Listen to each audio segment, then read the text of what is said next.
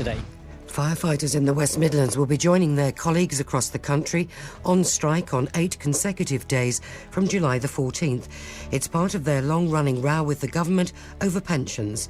Steve Price-Hunt is the acting chairman of the West Midlands Fire Brigades Union. He says they just want the government to negotiate. We will continue until the government sees sense. In Scotland and Northern Ireland, their governments have sat down with the Fire Brigades Union and negotiated a fair pension scheme. I'm sure the public are aware now of what our fight is about, how unjust it is, how dangerous it is for firefighters, how dangerous it is for the public, and how unfair it is to firefighters who are going to serve 35 years on the front line. The local government minister, Brandon Lewis, said the government believes a solution can be reached, but not under the shadow of industrial action. The trust, which runs Russell's Hall Hospital in Dudley, says it's not alone in missing A&E targets. For a year, it failed to see 95% of patients within 4 hours of them arriving at A&E. The health regulator Monitor says it's also concerned about the financial performance of the trust. The trust's chief executive is Paula Clark. We hope that Monitor will be able to, through the work of the investigation, help us come to a better solution in terms of the financial position and also our emergency department performance. A Tamworth woman who tried to get into her house through the cat flap has had to be cut out of the door by firemen. She'd locked herself out of the house in Drayton Bassett in the early hours of this morning and got wedged in the cat flap. She was stuck there for more than an hour. The weather, showers throughout the day, although it'll be less frequent this afternoon. The top temperature 21 Celsius, 70 Fahrenheit. Rain dying out tonight with some mist patches in places and an overnight low of 10 Celsius, 50 Fahrenheit. BBC WM 95.6 News. There's more online at bbc.co.uk/WM. The Voice. The Voice. The Voice. The voice of Birmingham and the Black Country. You should take in other religions and treat them as you would want to be treated yourself. We are even more intelligent. They treated me with the utmost respect. Iain Lee, Saturdays 9 till 12. BBC WM 95.6. Morning, this is Iain Lee, BBC WM 95.6. I'm still recovering from the shock of being described as beautiful by Molly. That's a nice thing to say. Lots to talk about this morning. I have to throw it out there. It would be rude of me not to. On the back of that woman getting stuck in a cat flap, it's the obvious question. What have you been stuck in? I know. It's nothing intellectual or heavyweight about it, but sometimes you've just kind of got to go with it. What have you been stuck in? Give us a call. We'll be talking about cycling as well, with the Tour de France in England. Parties for pets, lots of things. But the big talking point this week has got to be Rolf Harris. Hasn't it? And there are so many things around this, and I want to try and do something a little bit different, if I can, something that's not completely obvious. So I don't particularly want to talk about the sentencing. Do you think the sentencing is harsh enough? Where do we go with that? What impact does that have? Are you surprised? Again, where does that take us that is somewhere different? So what I've been thinking about this week is the impact it has kind of on my record collection. I know, in the great scheme of things, completely trivial, but there is a point to it. And I guess that the simplest way of phrasing it is, can I play Two Little Boys to my two little boys? Does that make sense? 03453 00 9956. Have your say. Across the West Midlands, call 03453 00 9956. BBC WM 95.6. It might sound flippant, it might sound trivial. I don't mean it to in the slightest. It's a genuine question, boiled down to its most basic level. Can I play Two Little Boys to my two little boys? I've got two boys, 4 and 2. Okay? Two Little Boys it kind of became a bit of a joke, but it's an amazing song, isn't it? It's about friendship. It's about brotherhood. It's about trust. It's kind of got a slightly anti-war bent to it as well. It's a powerful piece of music. And it's a great song for kids. I used to listen to that. I used to have some of you will have had this record. I used to have a great record called All Aboard, right? Proper vinyl record. It was kids' songs. It was kid songs, and one of them was Two Little Boys. And at the age of 5, that song made me feel something, right? And at the age of 5, I didn't have the vocabulary to know what it made me feel. It just made me feel something inside. 36 years later, I'm better at explaining what it made me feel. It moved me. It made me feel, this is going to sound so pretentious, it made me feel connected with something. It moved me. It was powerful. But is that song now verboten? Am I not allowed to play that to my children? There are other aspects. You know, Rolf Harris did loads of things. He did other songs, Court of King Caractacus, there's a record. He did other things that we can kind of look at, in inverted commas, his art. But for me, it boils down to the very simple question: can I play Two Little Boys to my 2 little boys? They're 4 and 2. They don't know who Rolf Harris is. They don't know the horrible crimes he's committed.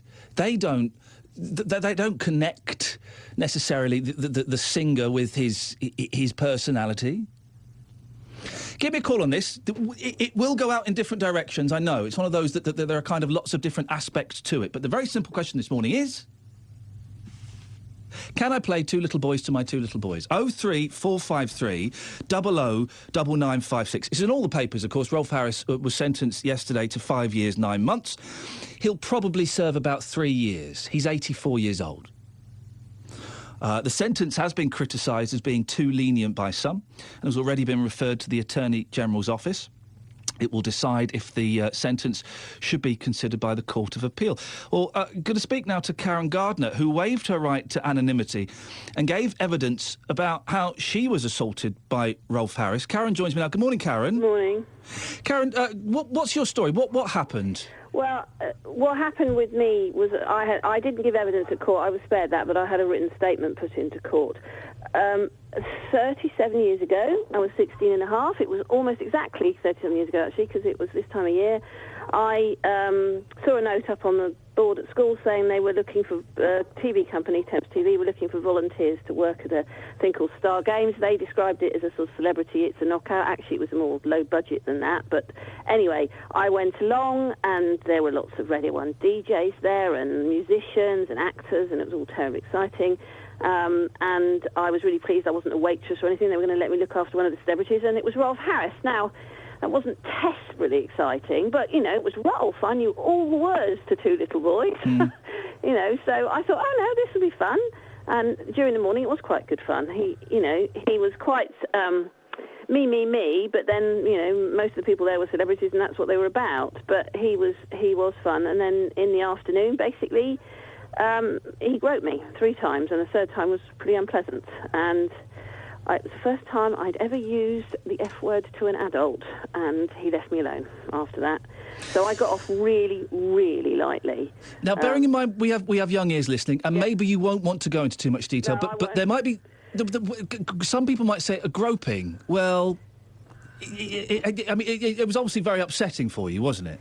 Well, do you know what? If you were 16 and a little bit buxom in 1977, you got quite a lot of grief, I think I'll say, from other men, and you learnt how to cope with it. But it was much worse because it was Rolf Harris. Yeah. And actually, one of the things he did to me was really very unpleasant and much more than... And that's as much as I need to say. But I wasn't 8, and some of his victims was 8, and he didn't take it much further, which he did with them, and he didn't do it repeatedly, which he did with one of them. So it wasn't, a thing of its time. It was abuse then, it would be abuse now. He was wrong to do it. Oh, no, listen, completely wrong. Please don't think for a second I'm questioning that. Did you tell anybody at the time what happened? Yeah, I told my dad, who was a man of his time, and said, well, you shouldn't have worn that tight jumper then, should you? Oh, really? Yeah, and he didn't mean it nastily. And I shrugged my shoulders. I couldn't have taken it further. If I'd gone to the people who were running the TV programme, they would, I would have been laughed at. And I knew that. So I got on with it. It didn't define my life. It didn't cause me lasting damage.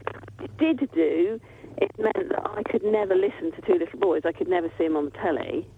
I could never have him on the radio. You know, I just I couldn't stand in a conversation about Animal Hospital or any of the programmes he was presenting. I always walked away, and that's been the hardest thing over the last few weeks, is actually just having to sort of the pictures of him now, pictures of him from that time are quite difficult to see. When people, before this all came to court, when his records were played on the radio or Animal Hospital came on, how did it make you feel all those years later? Well, initially, you know, I didn't come forward when they first arrested him. I sort of, quite a few people close to me said, oh, OK, you weren't exaggerating, which was nice. But when he said he hadn't been at Cambridge at this event, because one of the things he was prosecuted for was assaulting a girl at that event, when he said he hadn't been there, I thought, oh, yes, you were, and I can prove you were. And I was able to give the police the information they hadn't been able to get then, because her memory was a bit sketchy. She couldn't remember what it was called or exactly when it was, and they had trouble tracking it down. But because I knew all those facts, within hours of me talking to them, they'd found the video footage and they were able to prove he was lying. And I think that was, you know, part of the end for him, really, because once the jury saw he was lying, then perhaps they started to believe other things. Do you think, if you hadn't have told him to get lost in your own eloquent way, do you think he would have carried on and tried to go further? As you say, someone was abused at that event. I guess someone like that would be looking for weak, vulnerable people that would be compliant. I don't know. I'm not sure he would have had the opportunity to take it any further, because we wouldn't have been... But what he did to me was as with other girls, in plain sight. You know, he puts his arm around you in such a way that other people can't see what he's doing with his other hand. And it's just, you know, what the police said to me after I'd given my statements and after, you know, it was all signed and sealed, was that what I described, the method he used, was exactly what other women had described. Mm. So, and in answer to your question, should you play Two Little Boys to your boys? No, don't, because that song is associated so closely with him. You know, there's other songs he did. He did a version of Stairway to Heaven, I think. Well, I wouldn't say don't play Stairway to Heaven to them, just don't use that version. Mm. But that song is so closely associated with him, and it's, you know, he thrived off public, you know, approval and attention, and he shouldn't get any of that anymore. You know, he took more trouble choosing what tie to wear to court than putting in any effort to admit his guilt or spare his victims pain or apologise or look sorrowful. He doesn't care, so why should we care about him? Even though my boys are 4 and 2, they've got no idea who this bloke is. They don't have the history that you have in particular, and that I have as someone who grew up in the 70s and 80s. Are they going to lose anything in their lives because they don't listen to Two Little Boys? There's plenty of songs you can help them connect with. There's plenty of things they can do that don't, in some way, show acceptance of a behaviour of a man who, you know, and this went on for a lot of years. And as I say, I went on and I was fine, apart from avoiding him on the telly. It didn't affect me. But for some of these girls, it's ruined their lives. Finally, Karen, does the sentencing, the whole court case, the fact that you've been proven right, is there any kind of vindication? Is there any full stop to the story? Yes, there is, actually. I think mostly not for me, but for the girls that really suffered, and for girls who are suffering now. Because every case like this, whether it's Stuart Hall or Rolf Harris or Max Clifford, every case like this says it doesn't matter when it was, how long ago it was, if you do this, you'll probably be found out. And the shame and the public vilification and the prison sentence you'll face means just don't do it. Just leave young women to build their lives, their emotional and their sexual confidence without interfering with that. And so, yeah, I think the world's a better place because Rolf Harris is in prison. Karen, I really appreciate you sharing your story with us this morning. Thanks very much. Bye-bye. Thank you. That's Karen Gardner. Waived her right to anonymity. She had a letter that was read out in court, very much against the idea of Rolf Harris's music being played. Very simple question this morning. Can I play Two Little Boys to my 2 little boys? 03453 009956. It's 9:15. Let's get the travel news now. Here's Liz Saul. Thank you, Ian. Good morning. As you head around Wombourne, the A449 is partially blocked. A tree has come down. There's a lot of debris in the carriageway around Billy Buns Lane and Wodehouse Lane. Police are at the scene, and just be a bit careful as you're having to squeeze by around there. The tarpaulin's gone from the A453 around Mappleborough Green on the Birmingham-bound carriageway. That's all been sorted out and cleared now at the junction with Pratt's Lane. And an accident cleared from Bolton Walk in Erdington at the junction with George Road. Police now have left the scene and say it's all clear around there. Not too bad on the motorway routes. Expect delays though because of the Wireless Festival going on at Perry Park. Doors open at midday today, but you'll find various restrictions and parking restrictions on local roads, as well as delays particularly lightly on the A34 Walsall Road and the A453 Aldridge Road. If you can update us, call BBC WM 95.6 travel 08453 002288. Marie's in Cosley. Morning, Marie. Morning. I'm having fun today, are you? It's good, isn't it? Was that fun listening to you? Marie, what on earth is going on in the background? Oh, it's the parrot. It's going insane in there. Years ago, you didn't see politicians on the television. No. Shut that flipping bird up! I can't. Ian Lee, Saturdays, 9 till 12. The voice of Birmingham and the Black Country. BBC WM 95.6. That's this show. Why are they advertising this show during this show? Because if you're listening to this show, you'll know this show's on. And if you're not listening, well, anyway, who am I to question the mighty decisions made by the BBC? Morning, this is Ian Lee, BBC WM 95.6. We're asking this morning, can I play Two Little Boys to My Two Little Boys? Might sound flippant, it isn't. It's the very most basic essence of, I guess, a bigger question. The bigger question is, what do we do with Rolf Harris's back catalogue? Is that a good way of describing it? You know, his songs, his pictures, his TV programmes, his... what do they call that programme with the pets where they died? Animal Hospital, programme I never saw. But for me, it boils down to the very simple question, can I play Two Little Boys to My Two Little Boys? We heard there from Karen, who was one of Rolf's victims, saying that we shouldn't...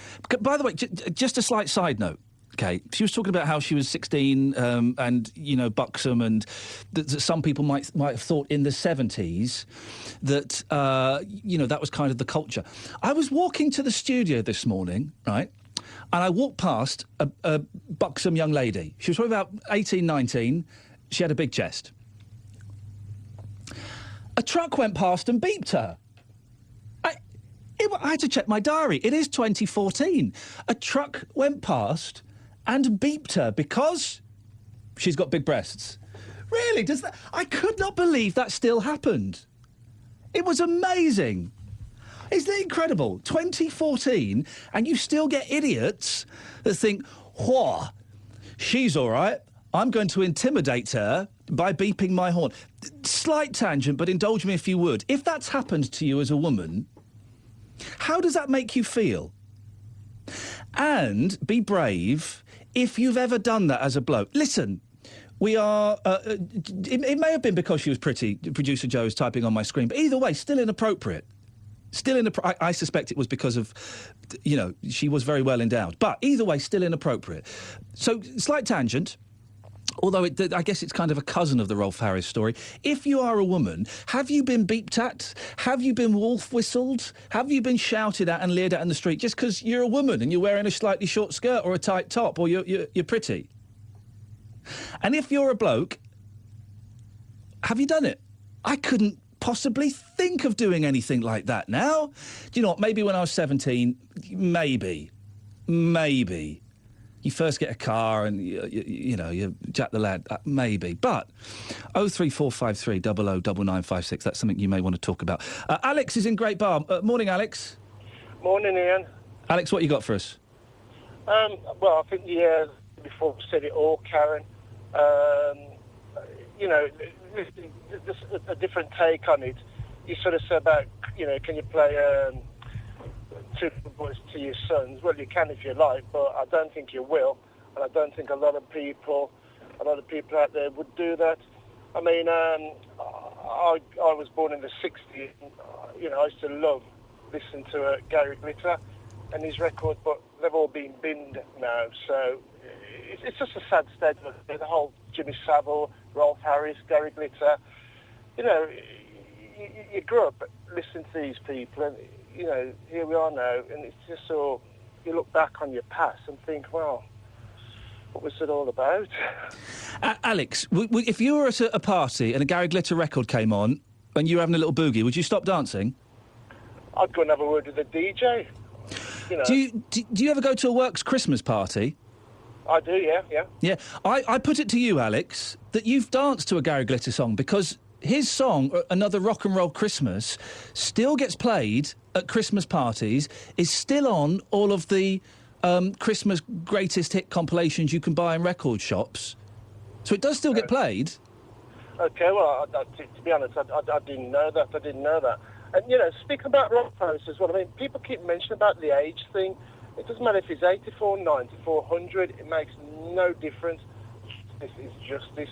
And, you know, he should be locked up. And to be honest, to be left there, you know. Alex, just going back, who knows what's going to happen to him, but just going back to the two little boys. Why would it be inappropriate to play it to my children? They're 4 and 2. They are kind of pure-ish. They've got no idea who Rolf Harris is, no idea what he's done. All they would know, listening to that, is that that's a really powerful piece of music. Well, to be honest, Ian, I'd be surprised if you've got that record, you haven't actually gone out and put it on the bonfire. So the choice wouldn't be there to play it to your kids. You should not have that. You should not have anything to do with Rolf Harris. Can I tell you something? When I was a kid, 15, 16, 17, Alex, I was a huge fan of Gary Glitter. Huge fan. I went and saw him in concert loads of times. Great fan. Really disappointed when it came out, you know, his crimes. Of course. I've still got all of my Gary Glitter albums. I've got about 7 albums on vinyl. And there is a part of me that those songs are great, OK? Again, I don't want to sound flippant. This has been a dilemma I've had for ages. I don't want to throw those records away. I don't get them out and play them, but I don't want to throw those records away. I know what you're saying, but, you know, every time I look at those records, I would just, rather than think of the great music it was, I'd just think of, you know, what Gary Glitter's been up to. I just could not hang on to them. It'd be interesting to know if you put them on eBay, if they'd sell. Oh, they Alex, listen, thanks very much for your call. They wouldn't sell at all, and it's been reported this week that Rolf Harris's art is worth about 10% of the original value. And that picture he did of the Queen, that's been disappeared somewhere. I'm not going to go out and burn records, though. We can't rewrite history, can we? Although the BBC and other places do their best to do that. You know, when you're getting a chart rundown of the 70s, you won't get any Gary Glitter songs in there. I've got about 6, 7 Gary Glitter records. I'm not going to burn them. I don't get them out and play them, but there's kind of an attachment. I guess what Alex is suggesting there is that it's impossible to separate the artist from the art. I'm using those terms in inverted commas, but you can't separate, according to Alex, the person who created that thing and the creation itself, the singer and the song. Is that right? That's kind of sad if that's the case. 03453 009956. This one has got me genuinely scratching my head. I'm not saying any of this to be obtuse or to be argumentative or to you know, try and cause trouble. Can you separate the art from the artist? Jay and Dudley has texted him, 81333, starting his text WM like a good boy. Ian, Two Little Boys is a great song and doesn't reflect the monster who sang it. I think Hitler's artwork is fantastic, but the man was evil. Well, I'm not that familiar with Hitler's artwork. Again, you would be hard... You walk around someone's house, hey, that's a nice picture. Who's that? It's a Hitler. You would get some strange looks, wouldn't you? Mohammed's in Edgbaston. Morning, Mohammed. Good morning. Mohammed, what would you like to say? No, I wouldn't say it.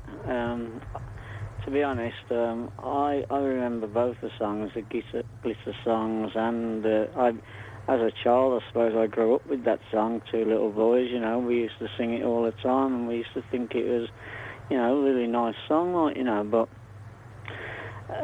it makes you wonder what was at the back of his mind when he was writing it, and if I had a son now and I was playing it to him, what about when he grows up and he turns around to me and he says, Daddy, why did you play that awful man's records to me and make me sing them awful man's records? What are you going to say to him then? Because I thought it was a really great song that's got a message of brotherhood, friendship, trust, but when morality. When your son asks you, but Daddy, that man was a horrible man, what he done to those women and what he done to anybody else, what, the friendship he had with Jimmy Savile and all that, and he when he grows up and he learns all that and he puts that to you, how are you going to explain that to him? I'll tell him that there are some terrible people out there who do terrible things, but try and ignore that. Yes, listen, I've not made the decision to do this yet, Mohammed. This is know why you played him that horrible music, but it's that horrible man's music. That's it. It's not horrible music. It's the horrible man. Okay, there is a song that I can guarantee is played on BBC WM a lot. Okay, it's Gloria. Who sang Gloria? Gloria. I'm looking to Andy, who's helping. Laura Branigan. Thank you, Yeah, Laura Branigan. Yeah. Right. That's a French song. Good song, isn't it? Really good song. Do you know who translated it into it or wrote the English lyrics? Probably somebody like Gary Glitter. It was Jonathan King. Jonathan King. Convicted paedophile, had sex with children. Do we stop playing that song? That gets played on BBC WM all the time. Not all the time, but quite a lot. It for a long, long time. Gets played a lot on Radio 2. Do we stop playing that? Well, I didn't know that, and I wouldn't play it now.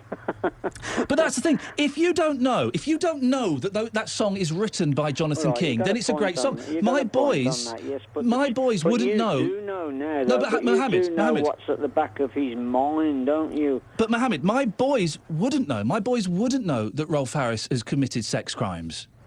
No, he wouldn't know, but they would read about it as they get older. That's what I'm saying. They would read about it as it gets older. Oh, you're terribly argumentative, you are, and I'm not supposed to be arguing with anybody this month. Well, because you're on Ramadan? Yes. Are you not allowed to argue during Ramadan? No. Really? No. I know you couldn't eat or anything during daylight hours. Are you allowed to argue at night time? Is it at night time when the lights go down, you stuff your face and start fighting? No. We don't stuff our faces. We don't. It's not recommended to eat too much food anyway. No. Of course not. Well, Mohammed, I shall let you step away from this battle then. Thank you very much. I didn't know that. I know, obviously, that it was Ramadan. I found out in the week that Ramadan, the date of, is slightly fluid, and I think it moves, someone will correct me, it moves 10 or 11 days every year. And if someone could explain to me how Easter works, please. I've got no idea. Why is Easter a different date each year? Anyway. Mohammed there, doing his best not to argue. 03453 009956. It's true. The Gloria by Laura Branigan. Gloria, I think they got your number. It's played a lot on BBC Radio, on Radio 2. On another show I do, we've played it until someone said, yeah, you know who wrote the lyrics to that? It's Jonathan King. Convicted, 10 years ago for having sex with young boys?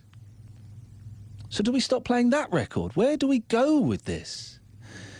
03453 009956. Kimberly's in Great Bar. Morning, Kimberly. Morning. What's that man on about? Don't play the music.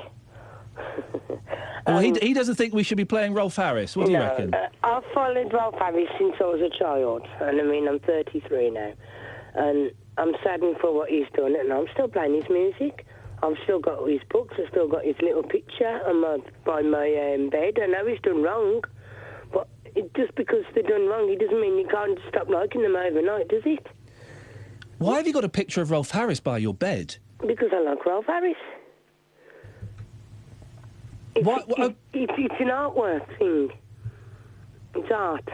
So okay? Let's get back to basics. Why do you love Rolf Harris so much? Because I think he's good. He's talented. He was good looking. I know he's an old man, but it doesn't matter. Age is only a number. I think his music's great. I've seen him on concert a couple of times, and I just think he was very talented. And I just really like Rolf Harris. Have you so you had a slight crush on him then? Not I wouldn't say a crush, but I just admired him. And I just had like a little portrait of him by my bed of what he did, the work.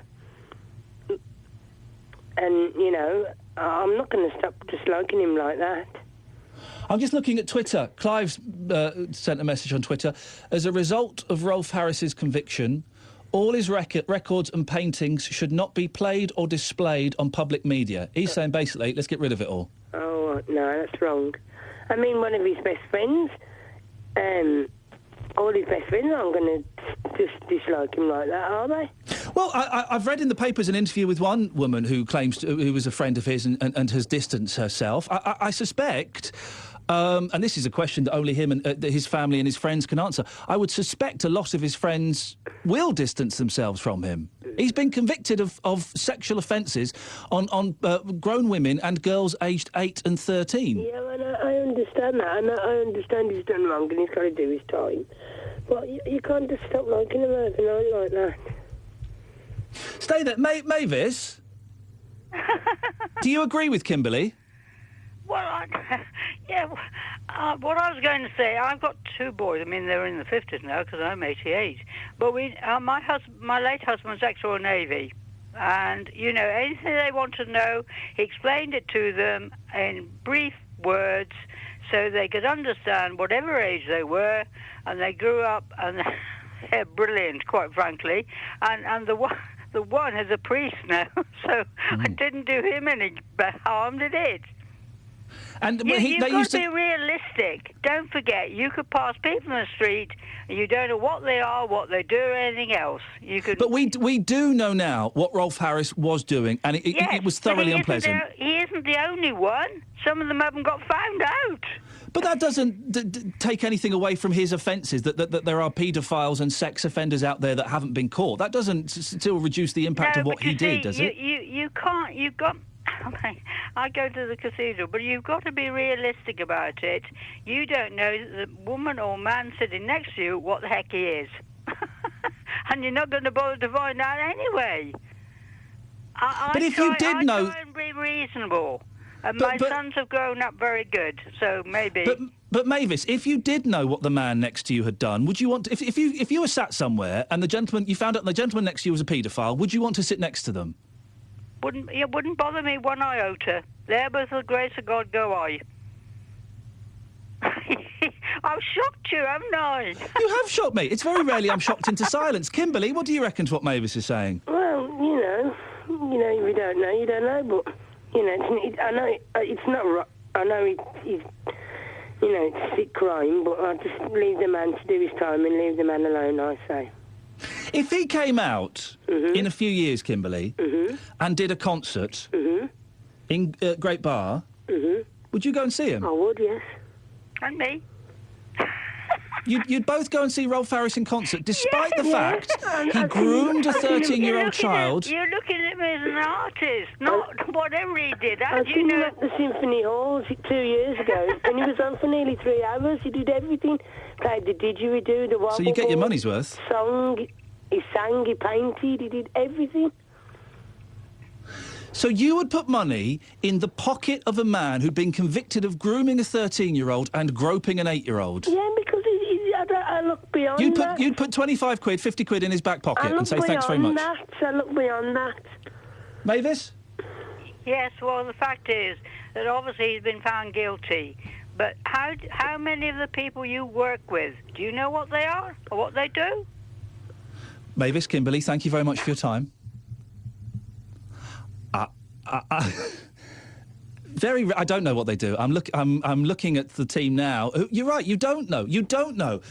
But if I did know that producer Joe had done something as heinous as this, or Andy, or Bernie, or if I did know, then that would change things, wouldn't it? That would change things significantly. I'm a little bit shocked by both Kimberly and Mavis. Kimberly's got a picture of Rolf Harris by her bed. And both Kimberly and Mavis would put money in the pocket of Rolf Harris if he got out of prison and did a concert. Is there a men-women thing here? I would have thought this would have been the other way round. Most women, apart from Karen, our guest we spoke to earlier on, are saying, yeah, don't play the records, play the Rolf Harris records. Most men are saying, no, burn them. This is a fascinating divide that I wasn't expecting at all. 03453 009956. Iain Lee. On BBC WM. 95.6. The voice of Birmingham and the Black Country. I have to say, for legal reasons, I don't think any of my team have been involved in any heinous crimes, although Bernie does look a little bit dodgy.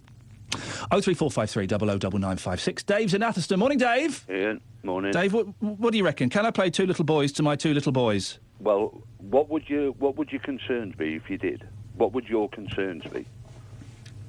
What would my concerns be? That's an excellent question. That in some ways I was propagating and promoting the career of a sex offender. Right. You see, you've disclosed how old your kids are. Yeah, 4 and 2. They don't know him. They don't know what he's done. They don't know, all they know is you're playing a song to them. Yeah? That's all it is. The way you could play a song of somebody that's completely innocent, doing nothing wrong, yeah? They ain't thinking about Rolf Harris and what he's done. Like that guy Mohammed. They're going to read in the future. I mean, by the time they're old enough to read as adults, he probably ain't going to be in the media at all. Some people are going over the top, I mean, you don't have to condone what he's done, because I certainly wouldn't, But people are going OTT about it. Mohammed's saying that it's going to have a lifelong influence on your kids. How ridiculously stupid is that? You know what I mean? I'm trying to think of examples of other artists, whatever art form. Okay, here we go. Chuck Berry got arrested for installing video cameras in a women's toilet in a restaurant he owned. Right. We still play Chuck Berry records. Jerry Lee Lewis married his 13-year-old cousin. Right. We still play Jerry Lee Lewis records. Now, has any of those things influenced the way you feel about those two artists? It's caused me to scratch my head at sometimes and ask a sort of moral question. But no, I can still enjoy a Jerry Lee Lewis record. I can still enjoy My Ding-a-Ling. You see, if what you do with your kids regarding Rolf Harris's music is in the privacy of your own home, then it's got nothing to do with anybody else. You're not playing it loudly in the street so everybody can hear it. And would that make a difference, Dave? And I'll tell you why I'm asking that, because there was a big debate this morning between producer Joe and myself, and we've decided against it now, but there was a debate as to whether we should play 20 seconds of Two Little Boys this morning to highlight what we're talking about. We've decided against playing that. Right. Would you say that was the right decision? Well, yeah, but you see, you're going from one extreme to the other now. You're on about playing it to the public. Well, that might not be appropriate, but we're talking about your children in the privacy of your own home. I mean, if you go over the top with it, what do you think it's going to do? Do you think it's going to turn your lads into ogres? Dave, stay there. Marie's in Cosy. Morning, Marie. Morning. Do you agree with what Dave's saying? That I can play this record to my boys? It's a difficult one. Partially, but what I phoned in was about those two stupid women that you had on just earlier. I'm sorry. Kimberly and Mavis? Why do you think they were stupid? Well, because I can't go into detail, but I work in this field, and a lot of abuse of children by men is facilitated by women. They know what's going on, and they do nothing about it. OK, that might be a hot topic, but it's the truth. A lot of abuse of children is known and facilitated by females. Let's just clarify. We're not suggesting that Kimberly and Mavis are in any way facilitating that. And I have at least one friend, or a friend I know of, who was abused by her dad, and the mum, it could be said, turned a blind eye. That's exactly what I'm saying. I'm not talking about those two women in that respect whatsoever. But is that the same? But saying that they would go and see it, because they both said Kimberly said she's got a Rolf Harris picture by her bed, and they would both go and see Rolf Harris in concert when he gets out of prison in 3 years' time. Well, he won't, will he? Let's face it. Who'd book him now, to be honest? So they probably won't get the chance. But it's just that attitude that, Well, if there are people... If there are people, Marie, like Kimberly and Mavis, and I'm surprised, but I'm sure there are others out there listening who would go and see Rolf Harris. If there are people... millions, yeah. Well, then if there are millions of people, he'd get a booking. Someone would book him in a small theatre and he'd get a gig. Well, yeah, well, fair play. I wouldn't go and see him. But that's the point, isn't it? You either take it seriously or, you know, like I think one of the women said, that's just life or whatever. Well, it is just life, but we don't have to accept it. Starving children are just life, but we don't have to accept it. Can I play Two Little Boys to my two little boys? Well, actually, funny you should say that. Two Little Boys is my husband's favourite song, and it's the one that he's got booked for his funeral song, so I'll still play it. Because at the era that he knew of it, it was... Hang on a second. You've this is interesting, Marie. You've just talked about women facilitating this kind of behaviour by turning a blind eye. And you will play Two Little Boys at your husband's funeral? Well, I wouldn't play it for myself, but that's his... He won't be there. No, I know he won't be there, but it's his wishes at the end of the day. He might change his mind over the next few weeks. We've been talking about it, so he might change his mind to something else. Because that would be weird. If it was my dad's funeral, we had a Neil Diamond song, which I can never listen to again now. But if I was at a funeral and Two Little Boys came on, I think I would giggle, I think I would question it, and I suspect I would walk away feeling that was a bit uncomfortable. Yeah, I'd probably feel the same. Yeah, I would. Is it the crime, Marie? If he'd been a murderer or someone who'd done an armed robbery, would that make things different? Is it because it's sex offences and specifically they involve children? That's a difficult one, because crime's a crime, isn't it? But I think there's degrees of crime, and I think crimes against children, for me personally, are particularly bad. Marie, thank you very much. Other adults, anyway, my granddaughter needs a wee. So Go and take your granddaughter for a wee. We don't want any accidents. Marie, thank you. 03453 009956. That's a good question. Thank you, producer Joe, for that. Is the crime the significant thing here? I'm trying to think of any famous pop stars or rock stars that have been done for murder. There must have been some. There must have been. Someone famous, or an actor, someone famous who is in prison or has been in prison for a murder. Do we still enjoy their art? I can't think of any examples. So I shall back away from that unless you can think of anything. But we do listen to Chuck Berry music. He got done in the 80s for installing video cameras in women's toilets in a restaurant he owned. I think he also got done for something else. Jerry Lee Lewis married his 13-year-old cousin. One of the biggest guitarists in the world, in one of the biggest rock bands in the world, not Pete Townsend of The Who, before people think I'm mentioning him. And this is in public domain, OK? But I'm still not going to say it just in case, but it's in the public domain. One of the biggest guitarists in one of the biggest rock bands of the world throughout the 70s was having an affair with a girl that started just after she turned 14. And that's known about. That's out there. That's in all the biographies of that band. And yet, no one says, that guy there. It's interesting, isn't it? Give me a call. Can I play Two Little Boys to my two little boys? Ray, Chris, stay there. It's, look at the time. It's nearly 10:15. It's BBC WM 95.6. Let's get the travel. Here's Liz. Hello, Ian. It's looking a little bit busy as you make your way around the A34, Perry Bar. Of course, there is the Wireless Festival taking place today. Some extra traffic is expected around there. It's at Perry Park. Now, the doors don't open until 12, but there's various restrictions on local roads, so it's probably best to allow some time to get there. Walsall Road, the A453, in addition to this, Aldridge Road, also likely to be busy at times. As you make your way around King's Swinford, it's looking a bit slow going on the A449 north between Lodge Lane and Swindon Road. Going along the A491 towards the M5 at Lydia Tash is also looking quite heavy going in the Fairfield area towards Madeley Road and 3rd Road.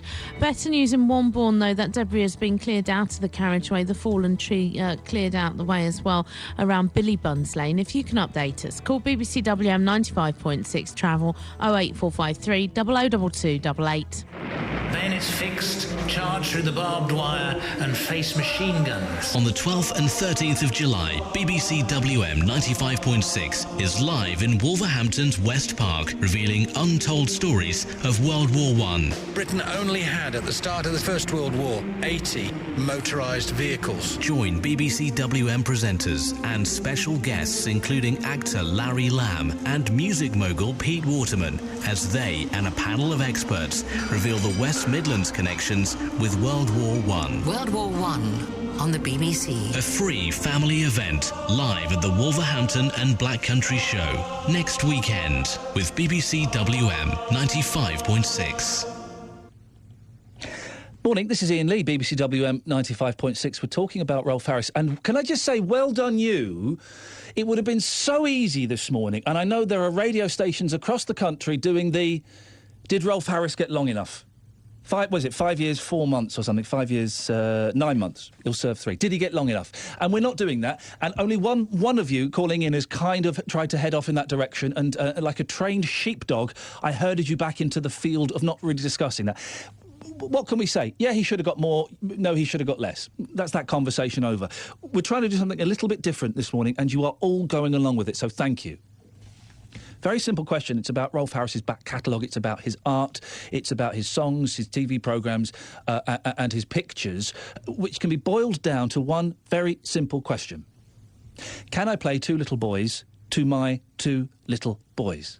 That's basically the essence of it. Now, I've already revealed I was a big fan of Gary Glitter, and I've got about 6 or 7 Gary Glitter vinyl albums at home.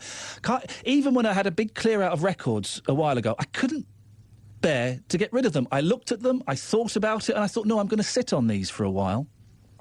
I've not quite ethically and morally worked out my stance on them.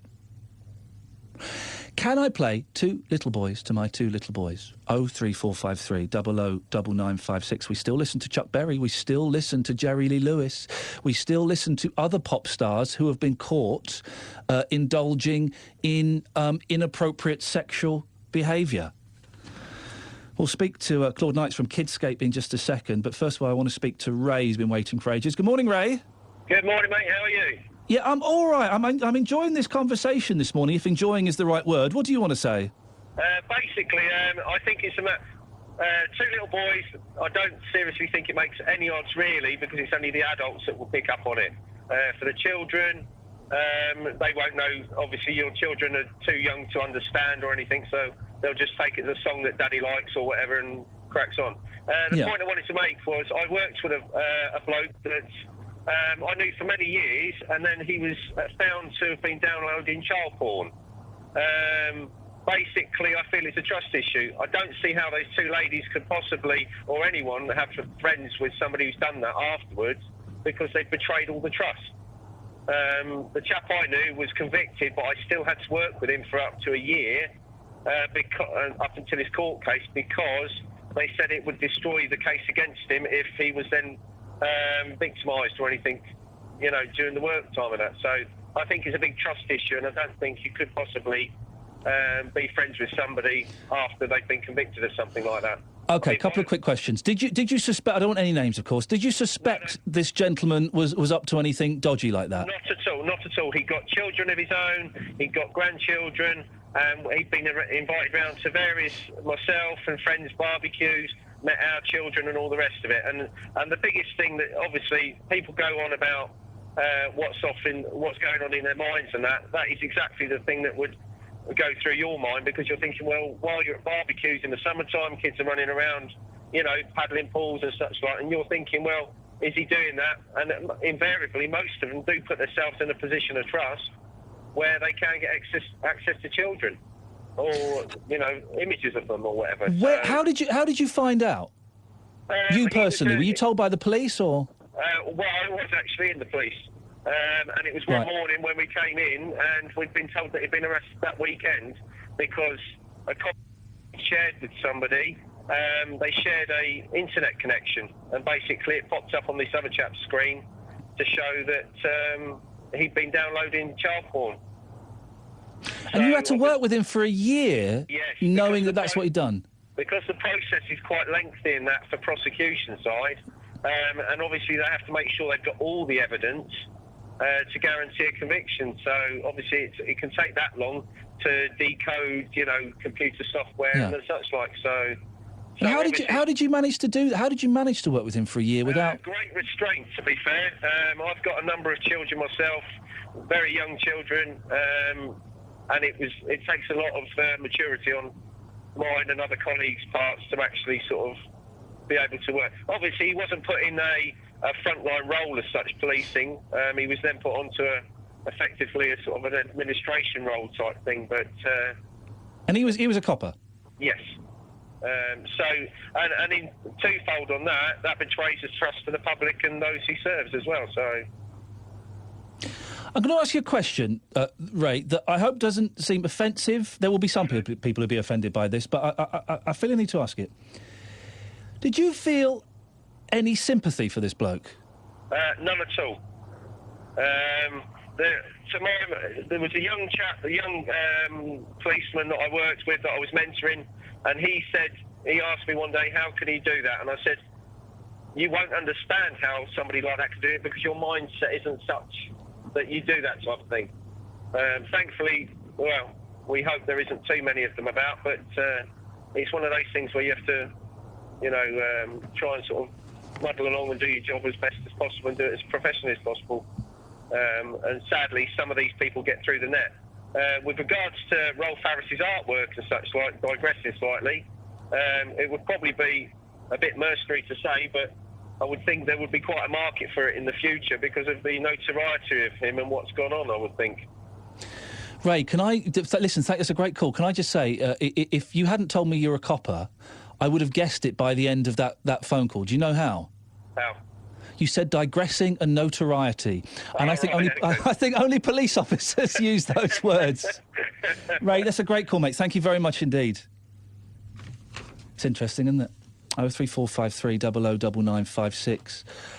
Joined now by Claude Knights from Kidscape. Morning, Claude. Good morning to you. Claude, just going back to what Ray was saying, the reason I asked whether he had any sympathy for this person who'd been convicted of downloading child pornography is, and I may have got this wrong, I make up that these people are actually sick. They are ill. They actually have an illness. Should we have any sympathy for them? I don't know, to be honest, if sympathy is the right word. But certainly, we talk about treatment programs for paedophiles and so on. And, we have to believe that they can be helped, to change their behaviour. Although there's a whole school of thought out there that says, that's not possible. I mean, in the work we do at Kidscape, I think we have to believe that there is a possibility that people can be sort of rehabilitated. Otherwise, one's work would be very, very depressing. I wouldn't say I feel sympathy. I would say that the thing that chills me the most, Iain, is the fact that from what one hears, Rolf Harris, did not show remorse. And so many of these people, people with these predilections do not show remorse because in their world, they've done no wrong. Sexual objects, they have a different mindset, as that policeman said. Well, it's the same with Stuart Hall, isn't it? Who's also been convicted, and with Rolf, and with the chap whose name has already escaped, Max Clifford. Yes. The fact that they punched up now, yes. Yeah, well, there are, aren't there? But the fact that they couldn't at the they would have come off looking so much better if at the start, at the day one, they've gone. Do you know what?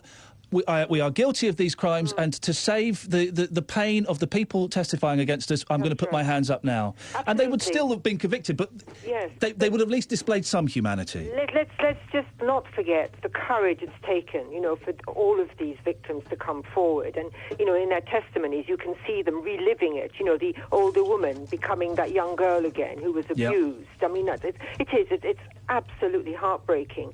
And now, because of their refusal to admit to the crimes, they've had to go through it all again. The testimony, in fact, the very, very acute questioning and all of that, which is very, very painful. And they could have been saved that pain, but no. Is Rolf Harris? Is Rolf Harris in? I make up from what I've seen that he genuinely believes he's done nothing wrong. Well, this is the very chilling aspect of it. That in a predator paedophile's world, children are sexual objects, and there is an entitlement to actually for them to satisfy their need. It is a completely different mindset, which has been studied, and it is quite chilling and, destructive. Luckily, there aren't as many people of that kind, but they do wreak havoc. Claude, and I apologise, I called you Claude at the start of this. I'm so sorry. Claude, French name, don't worry. No, it's quite all right. Claude, the question I'm asking today is, can I play Two Little Boys to my two little boys? They're 4 and 2. It's a great song, and as Andy and David and a few others have picked up, Rolf Harris didn't write that song. It's a great song about loyalty, friendship, brotherhood. Can I play that to my two boys anymore? Well, I'm not with as much comfort as you would have been able to do so. I think one of the great moral dilemmas that your programme has illustrated is that can you separate an artist from his art? Because in fact you go back into history. Most of the the great painters and poets, there were flaws there. But they created something that could be said to have an independent existence. I don't know if Rolf Harris would be in that league. He's an entertainer rather than a great artist with, who spawned movements and thought processes in others. But can you play that song? I wouldn't, from a personal point of view, which for what it's worth, that whole song makes me feel quite uncomfortable. Didgeridoo, all of that, it makes me feel uncomfortable. It's a big moral decision. I think there will be parents up and down the land who themselves enjoyed that song, who feel betrayed, because most people can remember, Rolf Harris in their living room as a great entertainer, and I think it's a betrayal of his, a real betrayal, not just of children, but of all people who've enjoyed his entertainment in the past. I think betrayal is an excellent word. The thing that's annoyed me, that's come out, one of the things that's annoyed me, Claude, that's come out of this story, is people on Twitter or on internet going, "Oh, Rolf Harris has ruined my childhood." Well, unless you were one of the people that he abused, no, he hasn't ruined your childhood. He may have betrayed it. You may have to rethink some of your childhood, but it's not been ruined. No. I think yes. Obviously one can be too emotive about it, but I think what the big thing that I've heard many friends and colleagues say is, well, you know what? He seemed to be, really just a fun person. He seemed to be adding sort of entertainment to our lives. If he can do something like that, where are the boundaries? If we can't trust someone like him, the big cuddly, as he became granddad almost, who can we trust? And I think it makes us question, and it makes us less safe, really, in our minds, if nothing else. Can I ask you one final question? Do you think that Rolf Harris is getting all of the anger left over from Jimmy Savile? It's almost impossible to compare, but I'm going to do a very ham-fisted comparison. Jimmy Savile potentially abused hundreds and hundreds of children. Rolf Harris, a handful. Not to demean from the crimes and his victims in the slightest. No. But do you think we've got all this pent-up anger as a nation about Jimmy Savile, and we're kind of directing it on Rolf? I don't know. You could ask that for any of the people you mentioned earlier. Are we now... And some people are accusing, society of doing that now. We're in this sort of mould. I think what I would like to say, the big message I take from all of this, it's not, as you say, important the number of months or years he's had. What is important is that, that we are questioning the culture that operated at that time. And it has been examined and condemned. And I think that's the most important thing. And for the victims, it's never too late to come forward. That's a very powerful message. Claude, and if anything good can be taken from Jimmy Savile and Rolf Harris and Stuart Hall, it's the fact that people have found the strength to come forward and tell their story. Claude, not Claude, Knights from Kidscape. We'll carry on talking about this after the news. 03453 009956. Can you separate the artist from the art? And do you think that Rolf Harris is getting all of the anger that we've held back because of Jimmy Savile? We'll talk more after the news. We've full commentary of every Warwickshire cricket game this summer, exclusively online, bbc.co.uk/WM. The voice of Birmingham and the Black Country. BBC WM 95.6. It's 10 o'clock, it's BBC WM 95.6. Let's get the news now. Here's Nicole Pullman. The government is being urged to take £1 billion a year out of the fuel duty it gets to mend potholes and crumbling roads. The local government association, which represents hundreds of councils, says it would clear the maintenance backlog within a decade. The government says billions are already being spent on road maintenance, with an extra fund this year for pothole repairs. But David Simmons from the LGA says more does need to be done. A succession of really bad winters has left a backlog of repairs that we need to catch up on. And that's so important because it enables deliveries to take place, it enables people to get to work, it enables business to function. So we think this would be a really good value for money investment for government to make today. Firefighters in the West Midlands will be joining their colleagues across the country on strike on 8 consecutive days from July the 14th.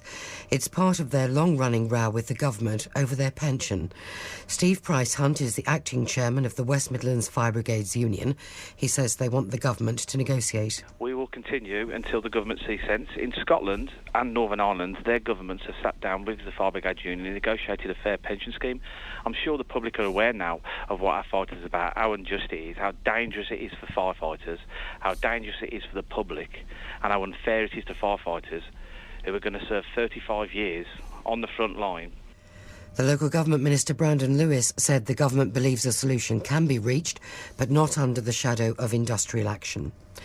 The trust, which runs Russell's Hall Hospital in Dudley, says it's not alone in missing A&E targets. For a year, it failed to see 95% of patients within 4 hours of them arriving at A&E. The health regulator Monitor says it's also concerned about the financial performance of the trust. The trust's chief executive is Paula Clark. We hope that Monitor will be able to, through the work of the investigation, help us come to a better solution in terms of the financial position and also our emergency department performance. Speedway and Wolverhampton remain fifth in the Speedway Elite League, one place outside the playoffs after a heavy 57-35 defeat away to Lakeside last night. World champion Ty Woofenden top scored for Wolves with 14 points. A Tamworth woman who tried to get into her house through the cat flap has had to be cut out of the door by firemen. She'd locked herself out of the house in Drayton Bassett in the early hours of this morning and got wedged in the cat flap for more than an hour.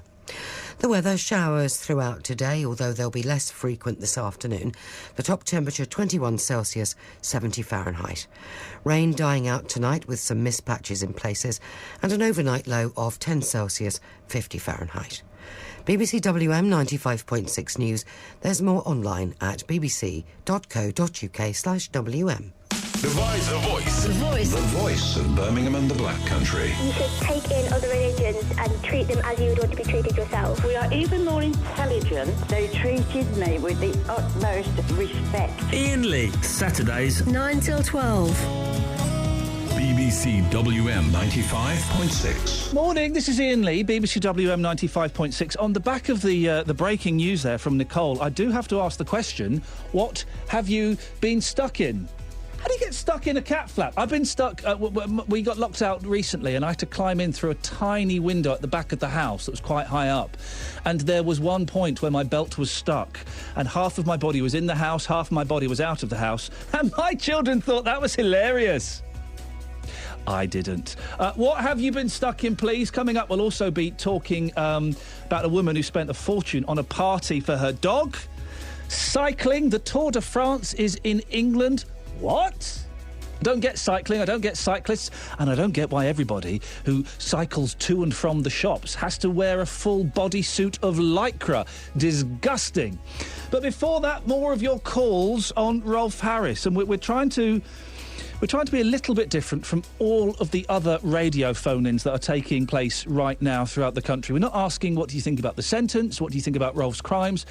We're kind of boiling it down to talk about his back catalogue, his art, his television programmes, his music. And the simple question is, can I play Two Little Boys to my two little boys? Iain.lee@bbc.co.uk, 81333. Start your text WM, but the best way to get your point across is to give me a call. 03453 009956. Have your say. Across the West Midlands, call 03453 00 9956. BBC WM 95.6. I was telling you about a famous rock guitarist, who slept with a 14-year-old. I need to check with the legal team. It's everywhere. It's everywhere. If you Google it, it'll pop up.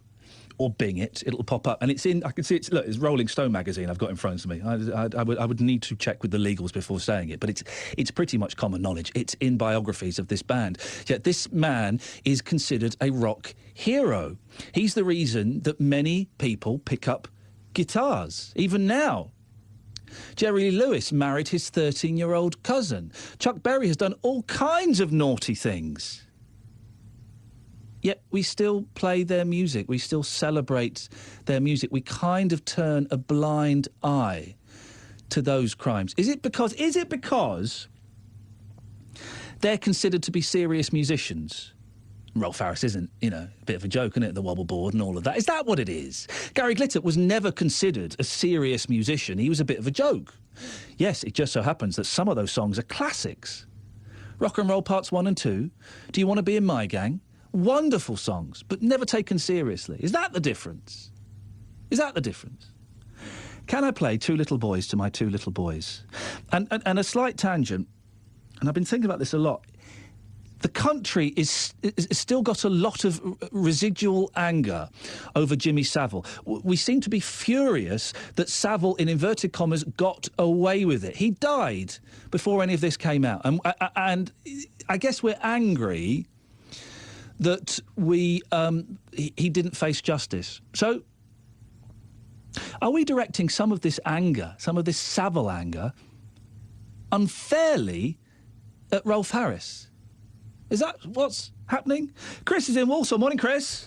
Morning, Ian. How are you? Yeah, I'm all right, thank you, Chris. Do you know what? I'm enjoying the weather being a bit miserable and grey and cloudy. It was great to wake up this morning to rain. Oh, you'll be disappointed coming to Walsall. The sun's out.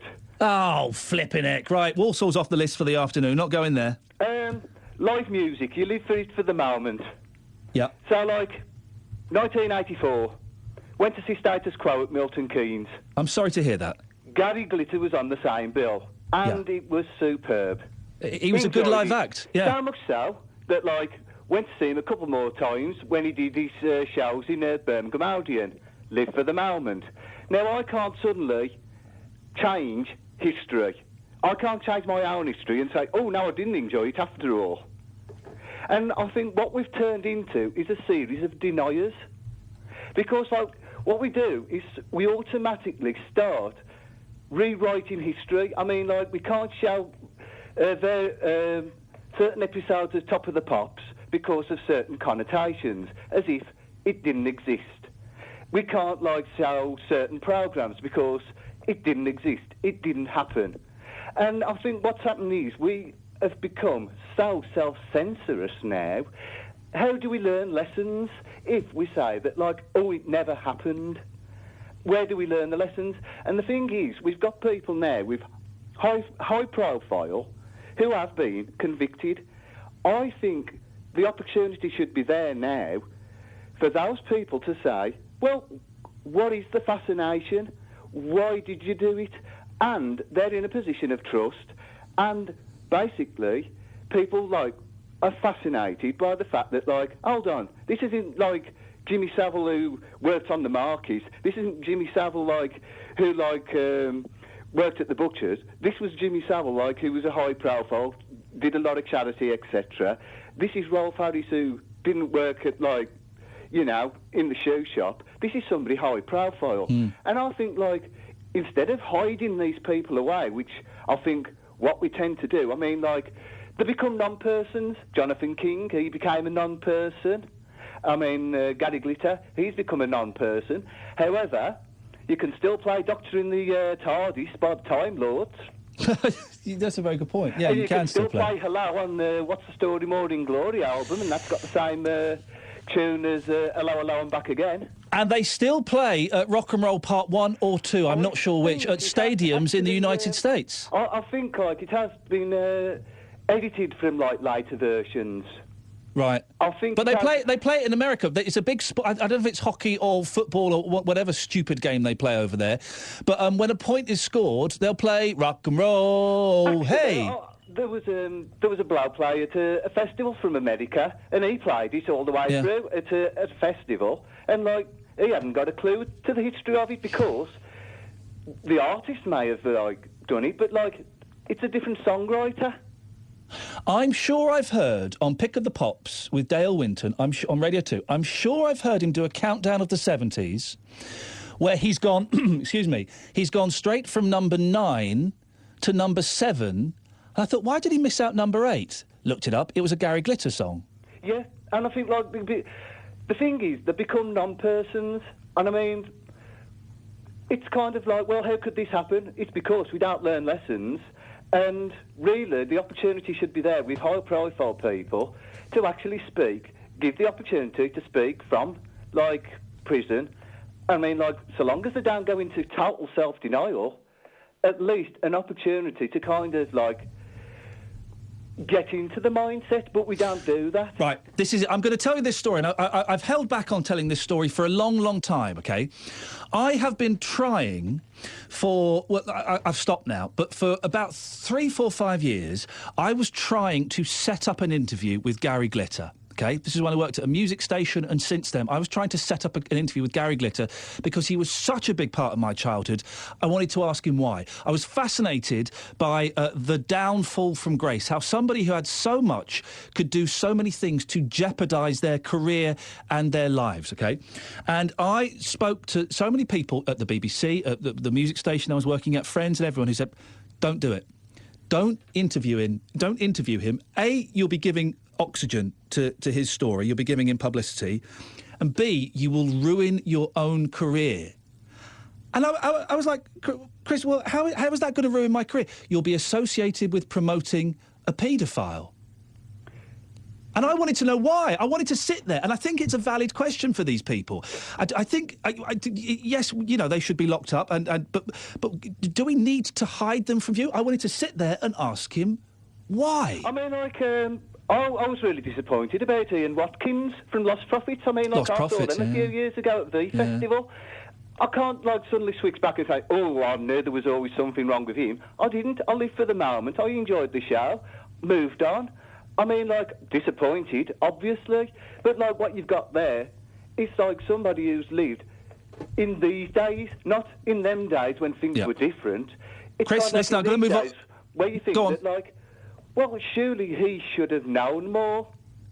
Chris, listen, we're going to move on. Thank you. I interviewed Ian Watkins years ago. For those who don't know, he was in the group, the Lost Prophets, a rock group, and he has done horrible things with very young children. Again, there's another story of it just all going so wrong. Mike is on the line. Morning, Mike.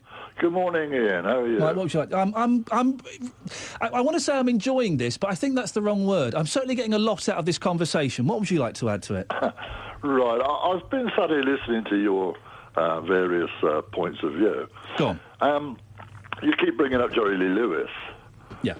Saying that he married his 13-year-old cousin, I believe. Where did he marry her? He married her in the United States. Yeah, in Delaware. Right. Right, well, the law in Delaware was that cousins could marry, and the age of consent was 12. So, theoretically, he hasn't committed a crime. It was only the fact when he came to England that England wouldn't accept it.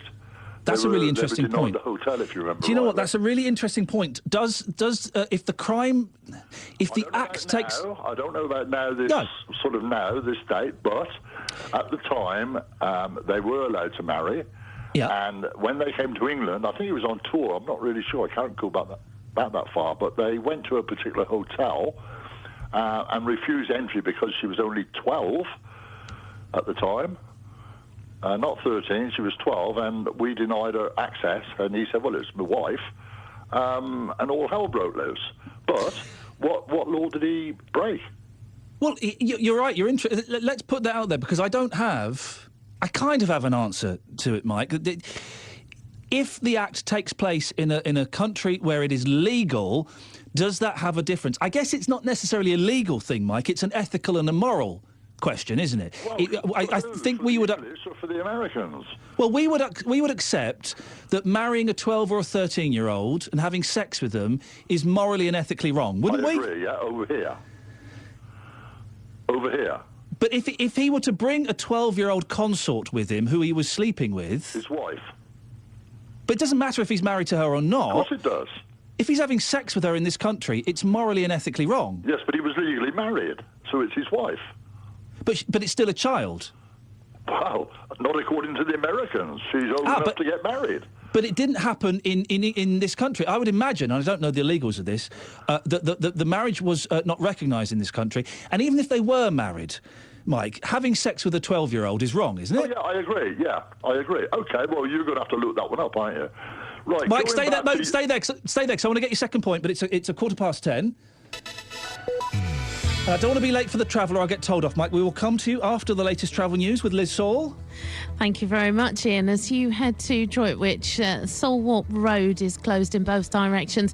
There's been an accident and it's shut between Kidderminster Road and Ledwich Road. Police are at the scene and certainly causing quite a bit of congestion. We're getting reports of an accident at Lower Penn on Penstone Lane at the junction with Greyhound Lane. Again, police on the way to the scene there, so hopefully should bring you further information shortly. Expect delays around Perry Bar with the Wireless Festival going on at Perry Park. Expected delays particularly on the A34 and the A453 in the area. Through Selly Oak is busy on the A38. It's struggling around King Swinford this morning on the A449 between Lodge Lane and Swindon Road. Hagley Road in Birmingham is also looking a bit busy towards Five Ways Island. If you can update us, call BBC WM 95.6 Travel 08453 002288. This is the voice of Birmingham and the Black Country. BBC WM 95.6. Weekday mornings. Big debates. Opinions to articulate. I don't think it's the private schools that need to change, but it's the state schools. Afternoons, fun and chat. Place and tune. To the fact. Oh, I love you. You take care. I love you so much. Guests and personalities from all of our communities. You make me smile every day. Oh, well, that's very kind of you. I love your show. It's fantastic. Give me a mark out of 10 then. 11. If you love where you live, it's you we should be talking with. The voice. The voice. The voice. The voice. The voice. The voice of Birmingham and the Black Country. BBC WM 95.6. Right, we were speaking to Mike in Castle Bromwich. Mike, you had a second point you wanted to make. Right, Ian. You're on about should you play two little boys to your two little boys? Yes. I would have thought in today's day and age it's your choice. At the end of the day, we all do things which there's payback time sometime. And if you were to play it to them, and later on in life they say, well, why, Dad, blah, blah, blah, then you've got to answer that question. However, playing it publicly is another thing altogether. It's like one of the other callers said. But only the other night it was on the programme Benidorm. It was being played on that. Yes, I read about that. They had someone singing it the day after he'd been found guilty, and there was a furore. Well, one of the papers was saying that people were upset, but I wonder if people really were upset by that being played, or if that was just a made-up story. I love the programme. Yeah. And at that stage, I came out and made a cup of coffee. You know? Because that song was being played? Whilst that song was being played, yes. So you went out and made a cup of coffee? I did, indeed. Because... why? Because it felt an appropriate time to make it. You know, it wasn't... how can I explain it? It wasn't nothing to do with Jimmy Savile or anything like this. It was just... I needed a coffee, end of story. And I went back in and switched it off. You know? But why are they... But that programme was... It was if shown... I sit in my lounge and I read, let's say, a book by Adolf Hitler, right? Yeah. Fine. Okay? That's my choice. Okay. But if I go into Victoria Square and try and promote that book, I'd be shouted down as a racist. So at the end of the day, it's choice, surely. Mike, go back to Benidorm, right? It's a programme I've never really caught much of. If I'm right, it was a repeat. It was one of the characters singing Two Little... I've got this all from the papers. It was one of the characters singing Two Little Boys, and then another character joked about having slept with Rolf Harris. Are you suggesting that that scene should have been cut out, or that episode should never be shown? Circumstances, yes, I do. Really? Yes, I do, yeah. Every song's winning. You know, people who've been on like this morning, they've all said you cannot part the song from the artist, and I quite believe in that. If somebody says Two Little Boys, everybody's saying Rolf Harris. And if somebody says Rolf Harris, what's one of his songs? People would say Two Little Boys. Supposing we played another version of Two Little Boys, there are many versions of it. Supposing we played the John Otway version of Two Little Boys, would that be different? Say that again, sorry. Supposing we played a version of Two Little Boys by someone else. I know there's a version by John Otway, for example. Would that make a difference? You think, oh, so-and-so done that. And his victims are and it just clicks, doesn't it? Yeah. You know, you can't deny that. And as I say, with your Two Little Boys, it's up to you entirely. It's up to the person, the individual. But hang on a second. You can't. This is really interesting. We've got Martin and Sue. Stay there. And maybe I'll speak to your missus in a bit, Mike, because she seems to be quite vocal in the background there. She doesn't like it at all. Can I have a word with your wife? Of course you can. Go on. She's still breathing fire. Oh, blimey. Morning. Morning, this is Iain. You're on WM 95.6. Who's this? Christy. Hello, Christy. How are you doing? You're right. I'm fine, thank you. We're talking about Rolf Harris. I can hear you chipping in. And to be honest, you sound more interesting than your old man. So, don't tell him I said that. Two Little Boys, we've decided we're not going to play the Rolf Harris version. But supposing I played a version by somebody else, would that be okay? Not to me, no. Well, tell me why. Just think when you're playing it, what his victims straight away are thinking of Rolf Harris. Yeah. His victims. Because, you know, child abuse to me, well, I just think put them in a room with a load of women that wouldn't want to go to prison after they've had all the women. Yeah, you know, and I don't. But Rolf Harris, he didn't write Two Little Boys. It's not his song. He's done the most famous version, and it is a great song, isn't it? It's a very powerful message. It's a lovely song, but you still put Rolf with it, don't you? Even if we played a version by, I don't know, John Otway or someone. Yep. OK, how about Rolf Harris did a very famous version of Led Zeppelin's Stairway to Heaven? Mm. And lots of people would associate Stairway to Heaven with Rolf Harris. Does that mean we can never play Stairway? No, I'm not saying that you can never play, but I just feel sorry for his victims, because as soon as them songs come on, I bet they don't sit and listen to them now. Chrissy, did you just say you were a foster carer? Yes. So, obviously, you spend a lot of time with young people, and you are, I would imagine, very protective of them. Is there a chance that we can be overprotective of young children by sheltering them from some of the realities of the world? I don't think you can be overprotective at all. You know, it's... maybe I'm overprotective, yeah? Mm. I've been told I am. What age kids do you tend to look after? Not at the moment, because we are pensioners, but I have got one here I've had for 26 years. If anybody looked at him wrong, I'd be there. Even though he's a grown man now? Yeah. Good for you, good for you. Yeah, Christy, listen, I appreciate your time this morning. Thank you very much, and thank you to Mike as well. 03453 009956. So they're saying we can't play any version of Two Little Boys. There must be loads of cover versions. I know there's a John Otway version. It's a great song. It's a great song. Two little boys had two little toys, each one a wooden horse. Gaily they played, bright summer's day, warriors both, of course. Did you think I would leave you crying? There's room on my horse for two. Wow! That song's about friendship, about trust, about brotherly love. Hey, it's all right to love another man. You're saying we can never play that under any circumstance? 03453 009956. Martin's in Cannock. Morning, Martin. Hi, Ian. All right. Your thoughts on this, please? Well, I think you should play it. Go on, why? Well, because it's got a strong moral message to it, like you've just said. Rolf Harris didn't write the song. He only performed it. There are other singers who've made versions of it. And I think that people are wrong when they want the song banning completely because it's, full of strong moral fibre. Martin, stay there because Sue's in Drayton Bassett. Sue, you disagree with Martin, don't you? Yes, I do. Tell me why.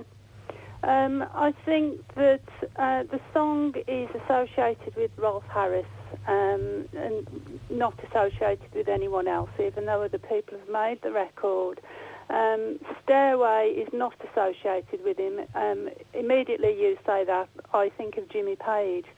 And I can't believe people said they would actually go and see Rolf Harris in concert. We had Kimberly and Mavis who both said that if he came out of prison in a few years and he did a show, they would happily go and buy tickets for it. Well, I can't believe that because I think anything that is associated with Rolf Harris, anyone that supports it in any way is showing total disrespect to Rolf Harris's victims.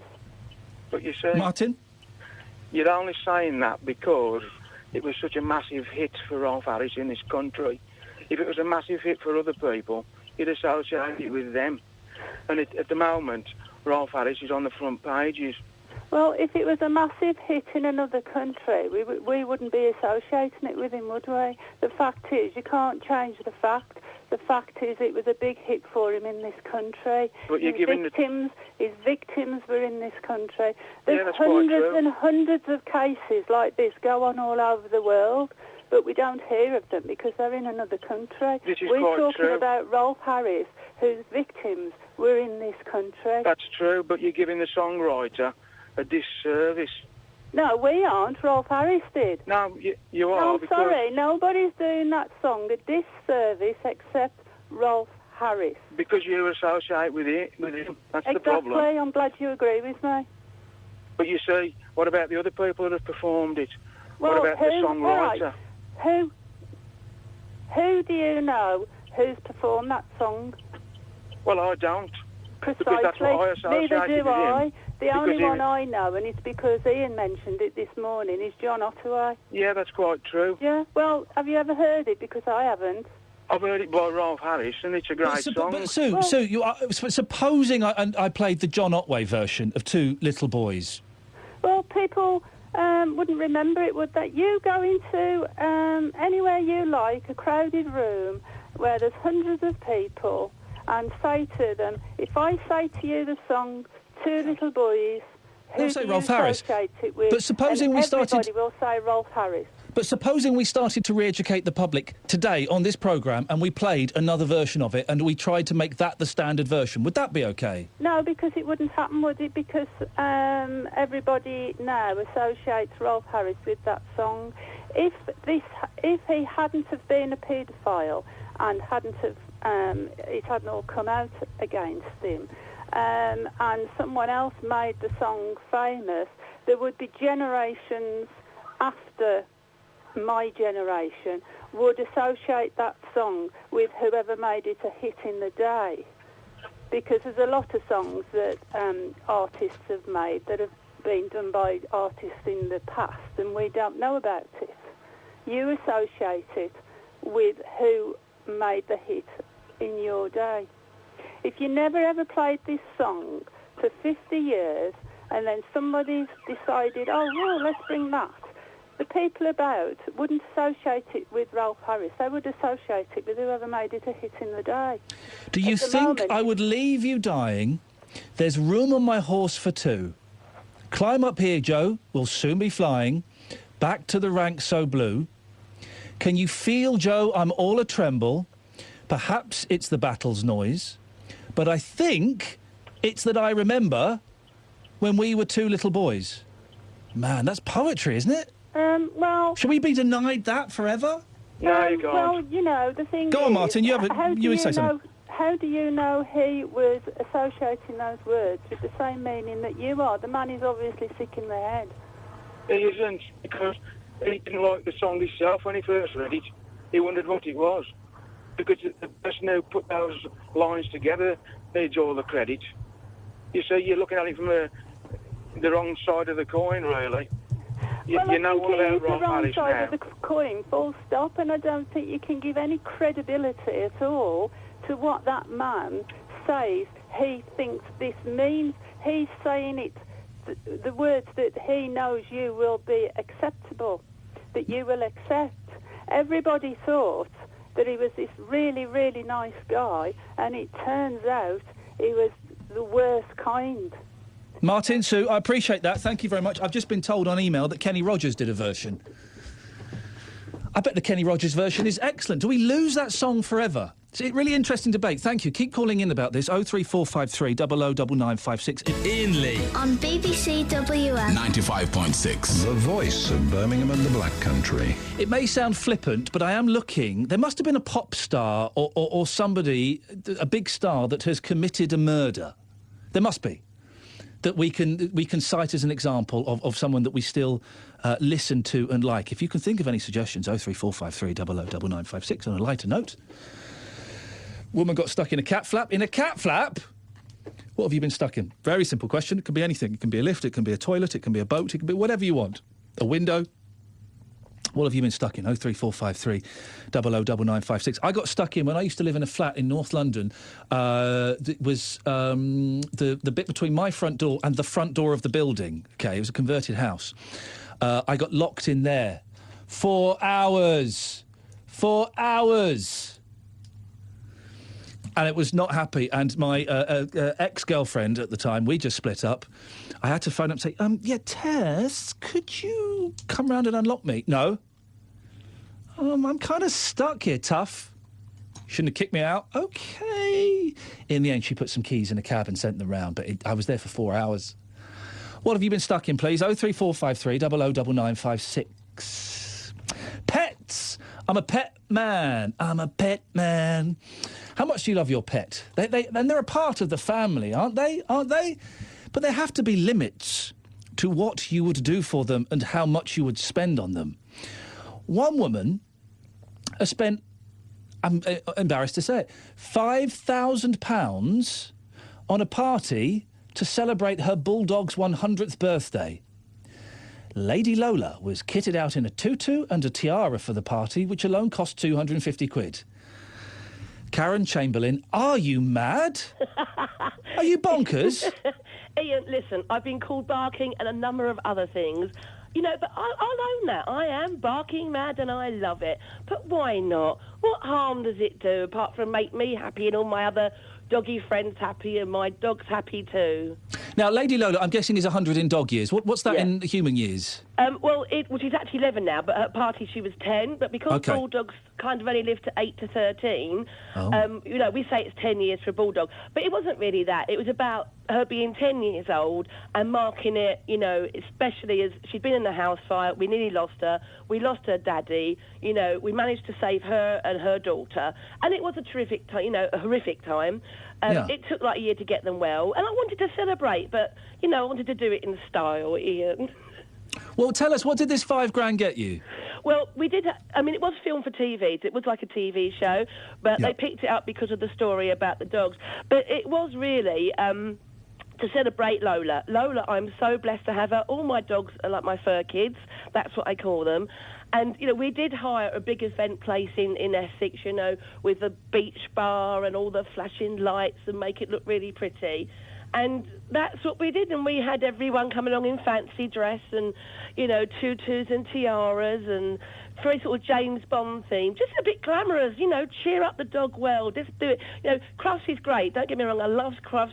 I go there, we've shown there, we appear there. But I wanted something different, something fun, cheer everyone up. This party wasn't for the dog, was it? It was for you. I've got you sussed. You know, it was for me.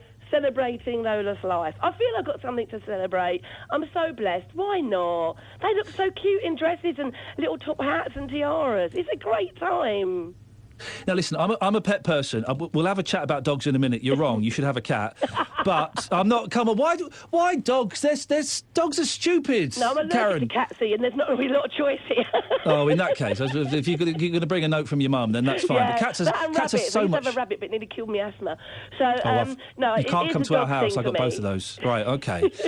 So what exactly happened at the party? You all dressed up. There were flashing lights. Yeah, we had X Factor singers there. We had a Keith Lemon clone, who's fantastically hilarious. Now, what you don't know is dogs love noise. They love, knocks and barks. So we had an international tap dancer, Angelo Barrero. He came along and put on a fantastic tap dancing show. Now, I know this sounds barking, Ian. It does sound nuts, yes. But when you're there and all the dogs are barking and loving it, it's hilarious. And we had a 10-tier cupcake and 10 tiers of cupcake stands. So everyone had a cupcake. I don't always agree with dogs having treats. I'm quite an organic raw feeder. So Lola actually had a mince, proper organic lamb mince cake for raw, obviously, for her birthday. Yes. Well, you would, wouldn't you? Oh, yeah. And they had we had a candy bar, of course, it's Essex. And we also had a doggy candy bar with all doggy treats as well. But I'm a bit worried because some of the people kept getting them sort of mixed up.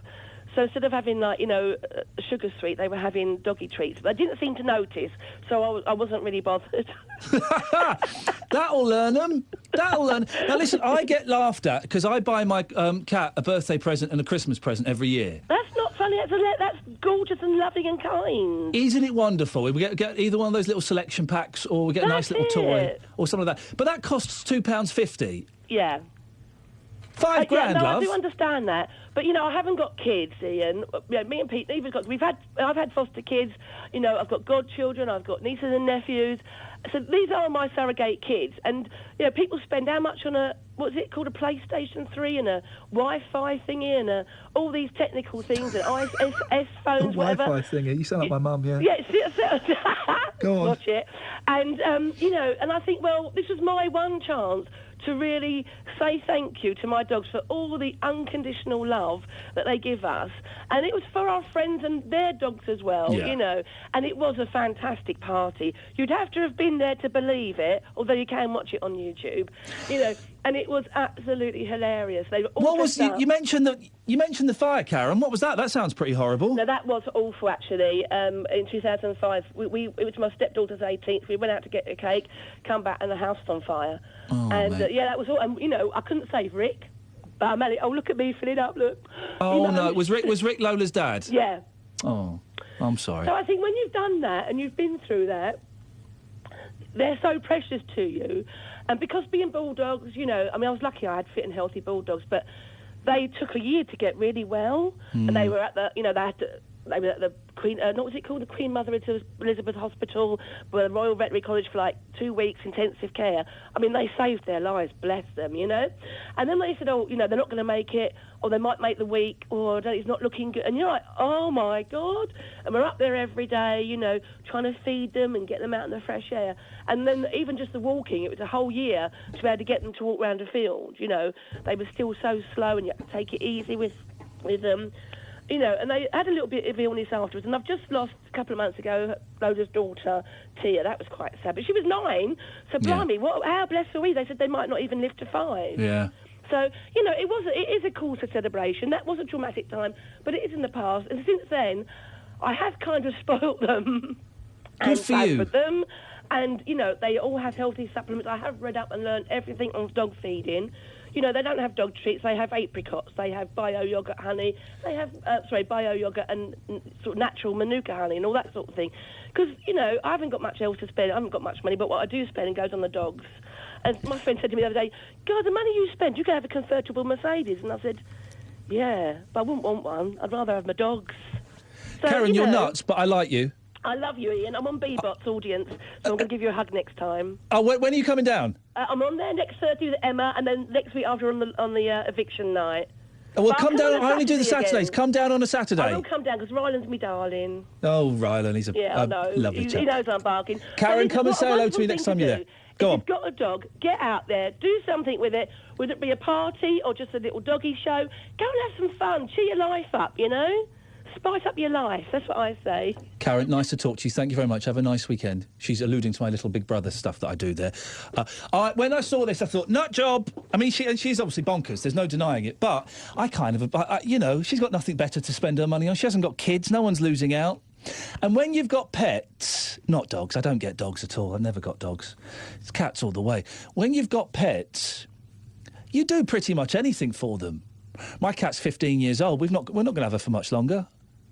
And I'm already dreading the day I come home and find she'll be asleep on the bed, and she won't be asleep. She'll have passed. That's going to happen, and that's making me feel sad. And I would spend any amount of money on getting her well. A few years ago, my cat was very, very ill, and we thought she was going to die. She was in the vets for about a month, and we got the bill. It was just under $4,000. And we were, for a long time, the insurance weren't going to pay it. They were going to pay the first £300. And I would have paid it. I said to the vet, do whatever you got to do. She said, it might not be covered by the insurance. Just do it. Just do it. Luckily, the insurance paid for most of it. I think I ended up paying about £500. 03453 009956. The most extravagant thing you've ever done for your pets, please. Liz is in Albury. Morning, Liz. Good morning. Have you got pets? I've had several. At the moment, I've got 2 cats. Good for you. I did have a grand old lady called Jade. Yeah. She was a rescue cat, and she passed away about 2 years ago. How old was she?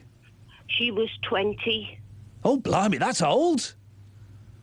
It started where we noticed that she wasn't quite right, and then husband said that she'd had an epileptic fit of some sort, dear. And he managed to calm her down. He took her to the vets. They then said that she'd had a stroke, and she was in kidney failure, and there wasn't a lot they could do for her. So we brought her home.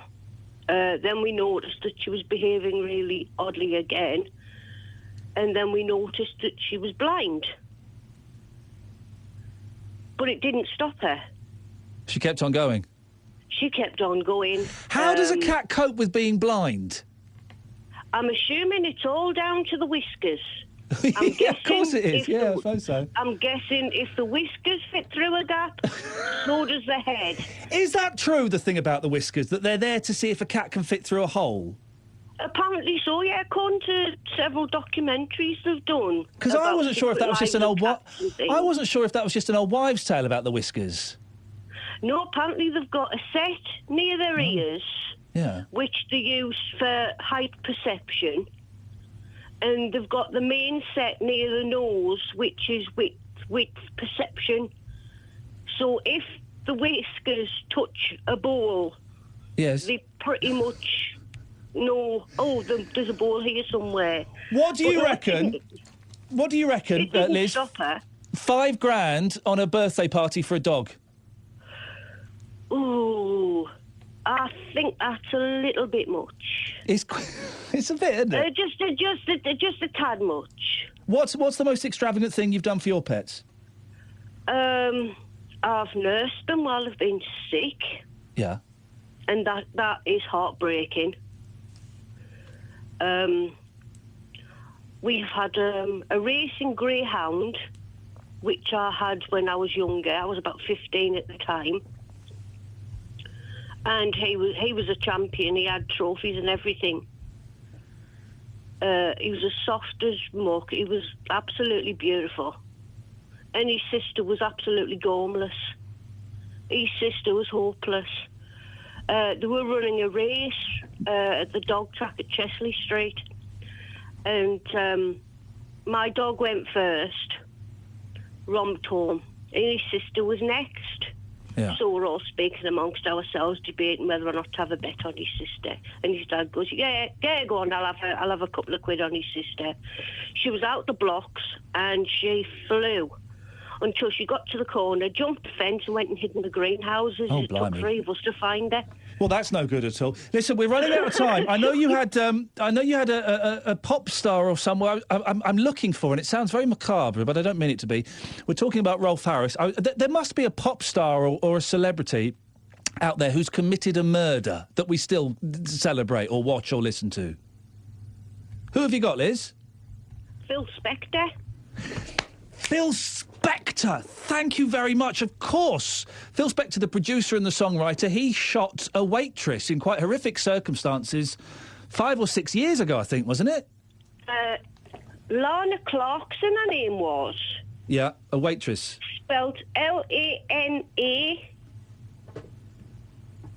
Yes. So I'm assuming it's pronounced Lana. Lana Clark. That's it. Liz, listen, thank you for that. There we go. Phil Spector committed a murder. Shot a woman from close range in the face. He's in prison for it. Does that mean we don't listen to the songs he wrote and produced? And thank you for the spelling. Does that mean we don't listen to the songs? He wrote You've Lost That Loving Feeling and produced it. We can't listen to that? He's a rebel. Do Ron. Then He Kissed Me. Be My Baby. Baby, I Love You. Unchained Melody. River Deep, Mountain High. He either wrote or produced those songs. Yet no one will raise an eyebrow when those songs are played on the radio. He murdered someone. Is that the difference? Is the crime the difference? Or is it because the lyrics to Gloria by Laura Branigan are written by Jonathan King? That song gets played on BBC Radio all of the time. So the question is, can I play Two Little Boys to My Two Little Boys? Can you separate the art from the artist? 03453 009956. It's 10:46 now. Let's get the travel news on BBC WM 95.6 with Liz. Iain, thank you. In Droitwich, Solwart Road is closed in both directions. This is because of an accident. It's shut between Kidderminster Road and Ledwich Road in the town. It's causing a little bit of congestion in the area. It's rather slow going on Dunhampton, the A449, as you head around Stourport Road and Oldfield Lane into Ombersley. And you'll find through Selly Oak, the A38 is still looking rather busy this morning. Around Five Ways Island, though, is a bit better than it was from Hagley Road as you head into Birmingham along that stretch. The accident cleared from Lower Penn on Penstone Lane at Greyhound Lane, and it's also eased off at the moment in the Kings Wynford area as you head along that bit of the A449 between Lodge Lane and Swindon Road. Also better off the M5 at Lydia Tash onto the A491 in the Fairfield area near to Stourbridge Road. If you can update us, call BBC WM 95.6 Travel 08453 002288. Nothing you do goes down in the annals of history. That is the evil disembodied figure who is known, quite simply, as The Voice. Hunted. Haven't we at least got a karaoke backing track or anything? No, Debbie, serenade. Okay, you give me fever. When you kiss me, is that enough? Yeah. Hunted. With Richard Wilford. This Sunday morning from 9. BBC WM 95.6.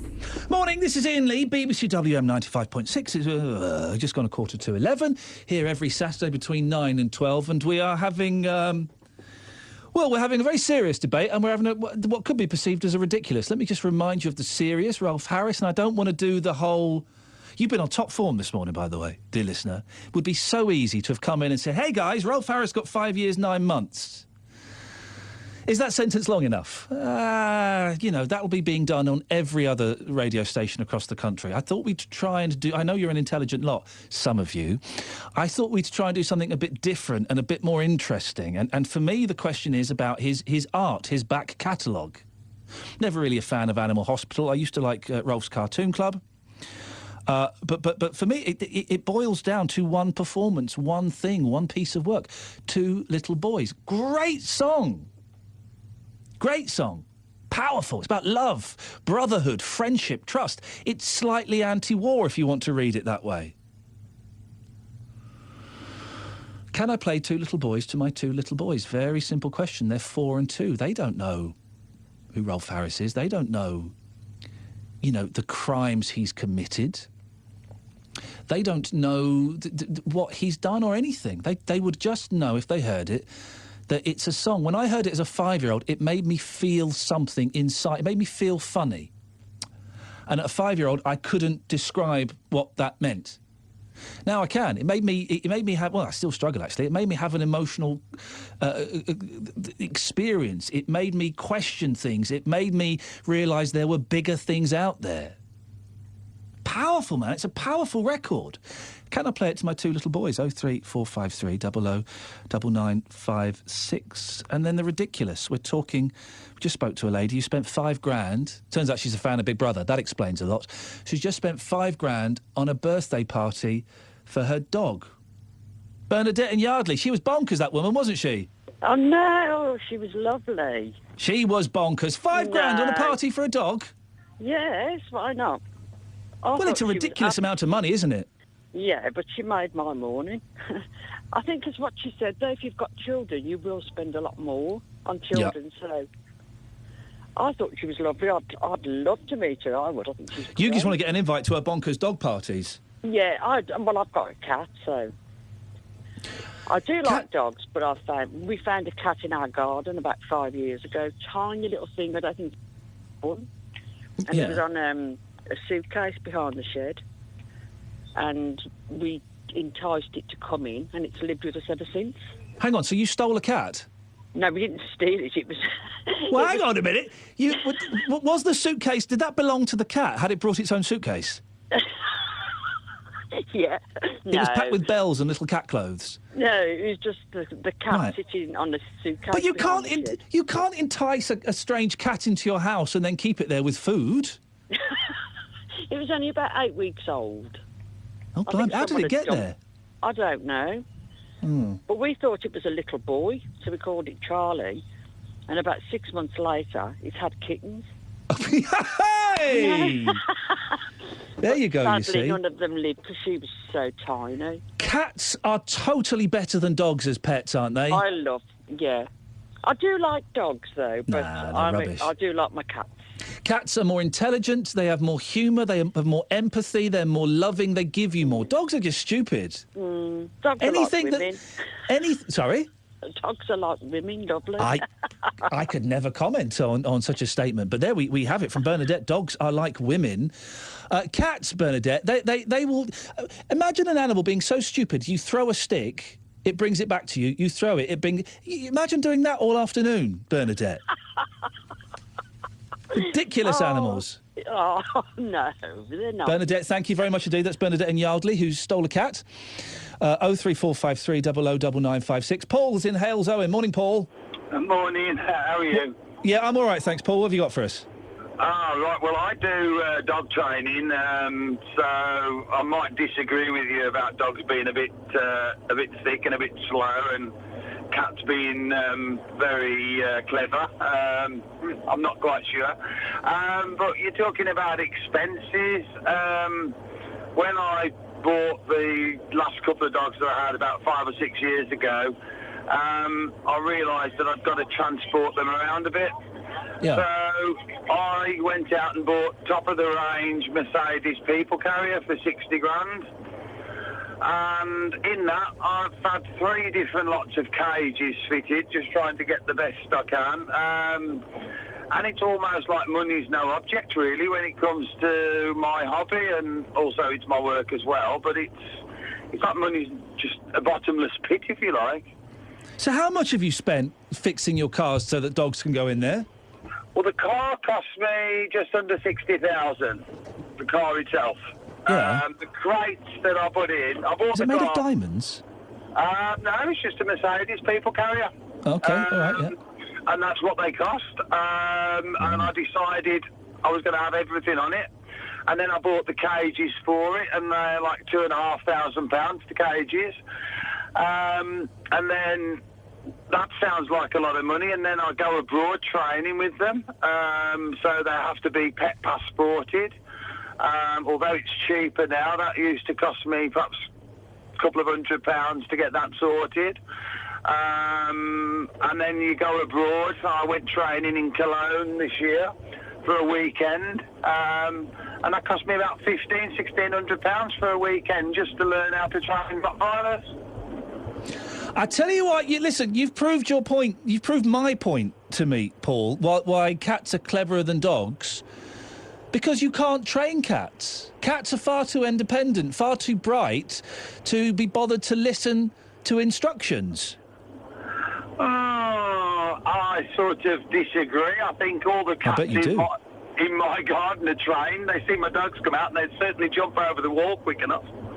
Paul, thank you very much indeed. We're asking what's the most you've spent on your pet. We spoke to a guest who spent £5,000 on a party. Paul there, well, do we count the £60,000 For the people carrier, I suppose if it's just for the dogs, we kind of have to. The most you spent on your pets, please. 03453 009956. We'll be talking about the Tour de France after 11. I don't get it. As regular listeners to this show will know, I'm not particularly sporty. I don't get the Tour de France. I don't get why the Tour de France is in England.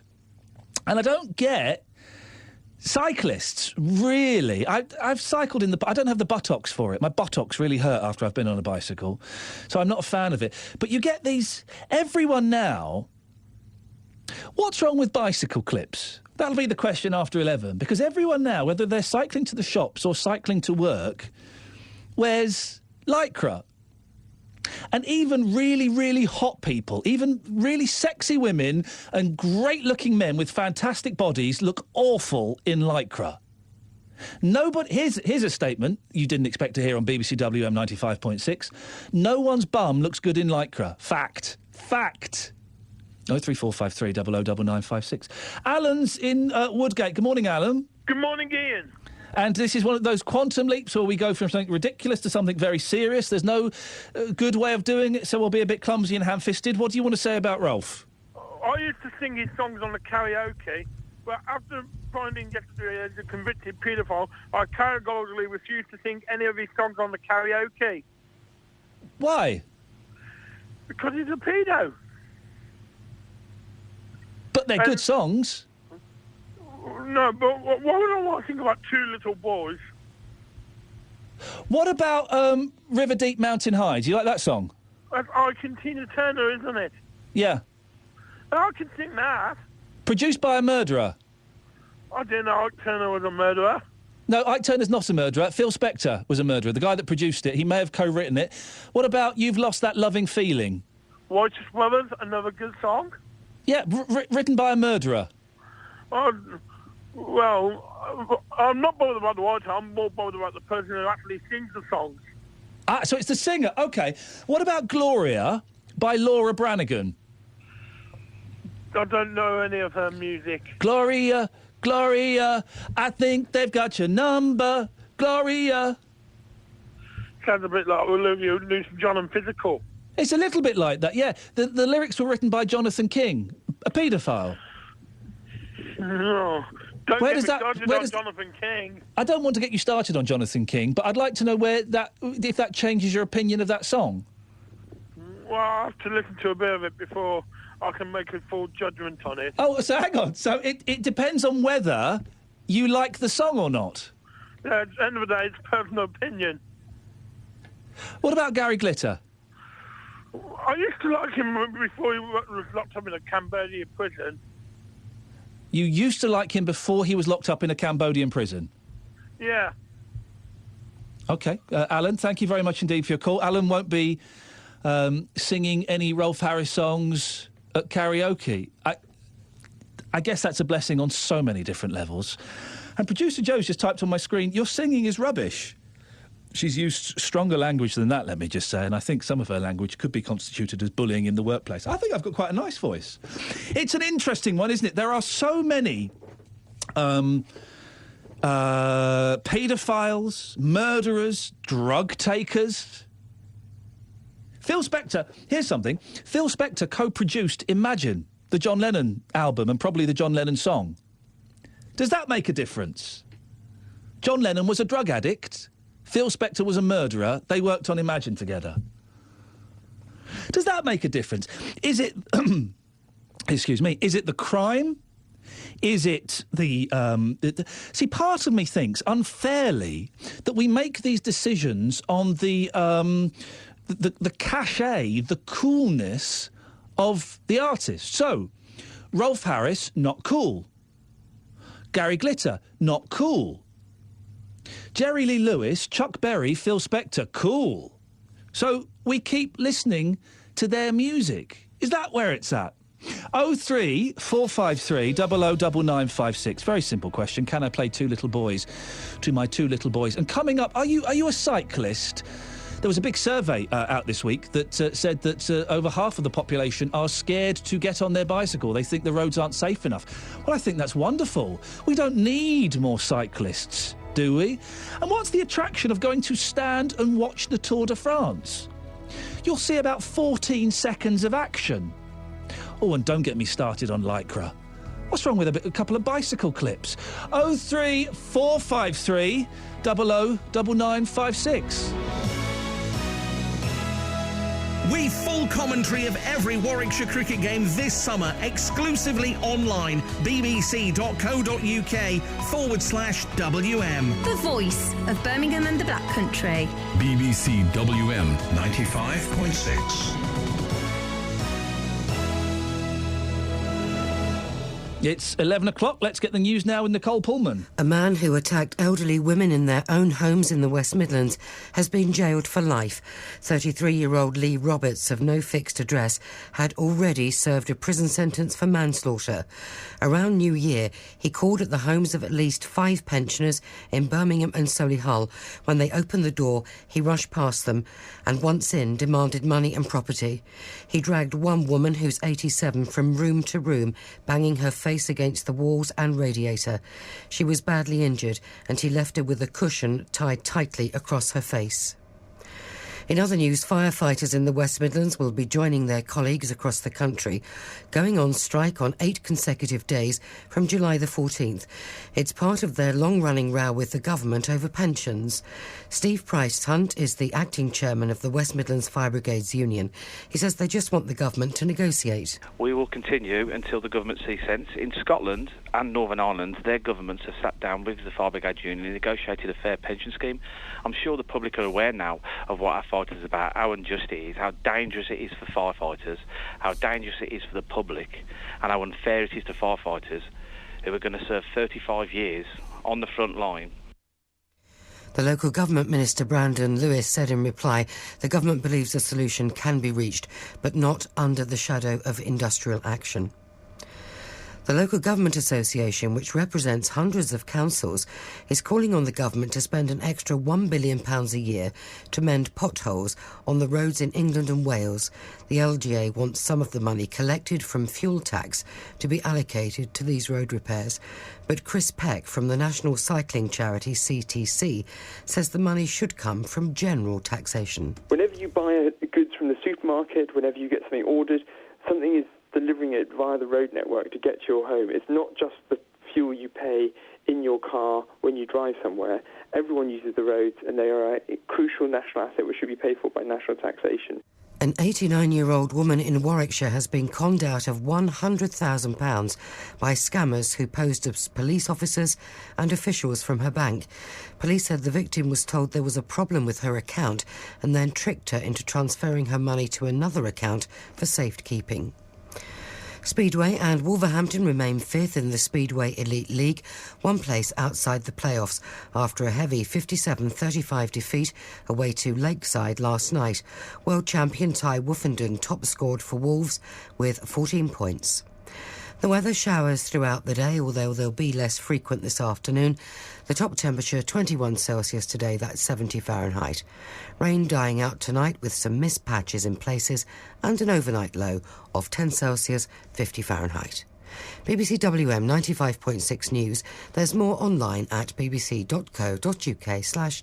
The Voice. The Voice. The voice. The voice of Birmingham and the Black Country. You should take in other religions and treat them as you would want to be treated yourself. We are even more intelligent. They treated me with the utmost respect. Iain Lee, Saturdays 9 till 12. BBC WM 95.6. Suddenly, it's nearly 4 minutes past 11. Where's the morning gone? Where's the morning gone? And if rumour be believed, I'm stuck in an airless, windowless box. But I think the sun may indeed be popping out at some point, which is a shame. I do prefer it when it's a little bit grey and wet. I was a great pleasure walking in the rain this morning. Fantastic. Anyway, what have we got coming up in the last hour of the show? We'll continue to take your calls about Rolf Harris. If you want to phone in to talk about his prison sentence or what we should do with paedophiles, it's the wrong phone-in, I'm afraid, today. We're trying to do something a little bit different. Every other radio station will be doing the prison sentence, and, you know, people will be encouraged to phone up suggesting we cut off their whatsits and we hang them. Ain't doing that today, I'm afraid. I want to focus on his body of work, his art, if you will. Maybe you've got a Rolf Faroux. Lots of you have Rolf Faroux. You know, those silly little pictures he drew. Are you going to get rid of them? We spoke to Kimberly earlier on, who's got a picture of Rolf Harris by her bed. That's weird. That was weird 2 weeks ago. It's kind of doubly weird now, isn't it? Can I play Two Little Boys to my two little boys? We also spoke to a woman who'd spent £5,000 on a birthday party for her dog. What's the most you've ever spent on your pet and why? And also in this hour, can someone explain cycling to me? I don't get it on any level whatsoever. The act of doing it hurts my buttocks. Why is the Tour de... So many questions about this. Why is the Tour de France in England? Why do all cyclists have to wear Lycra? What is going on? If you want to get in touch, you can send me an email, ian.lee@bbc.co.uk. You can send me a text, 81333. Start your text WM. But the best way to do it is to give me a phone call, please. 08, the old number, man. Come on. 03453 009956. Have your say. Across the West Midlands, call 03453 009956. BBC WM 95.6. Let's do some... I've got loads of emails. I've done hardly any. Let's do some of these. Christopher says, there is too much knee-jerk thought policing going on. I guess he's implying that we should be allowed to play Two Little Boys by Rolf Harris. Maybe we should be allowed to play Do You Want to Touch Me by Gary Glitter. David in Great Bar says, Ian, the song Two Little Boys is a song written by American composer Theodore Morse and lyricist Edward Madden, and there are many other versions you could play. You could play those versions on the air, get rid of the Harris version altogether. We had a pedo marry into our family. I never suspected him in the slightest. He just did 3 years in prison. And he's also said that it wasn't written by two little boys. I don't get this one, David. Well, I do get it. We're talking about Jerry Lee Lewis married his 12 or 13-year-old cousin, and there's some... that's a debate for a whole other show. It was legal where he did it, so when he came to the UK, should we have been horrified by it? David has said, wasn't Mary very young when she got pregnant with Jesus?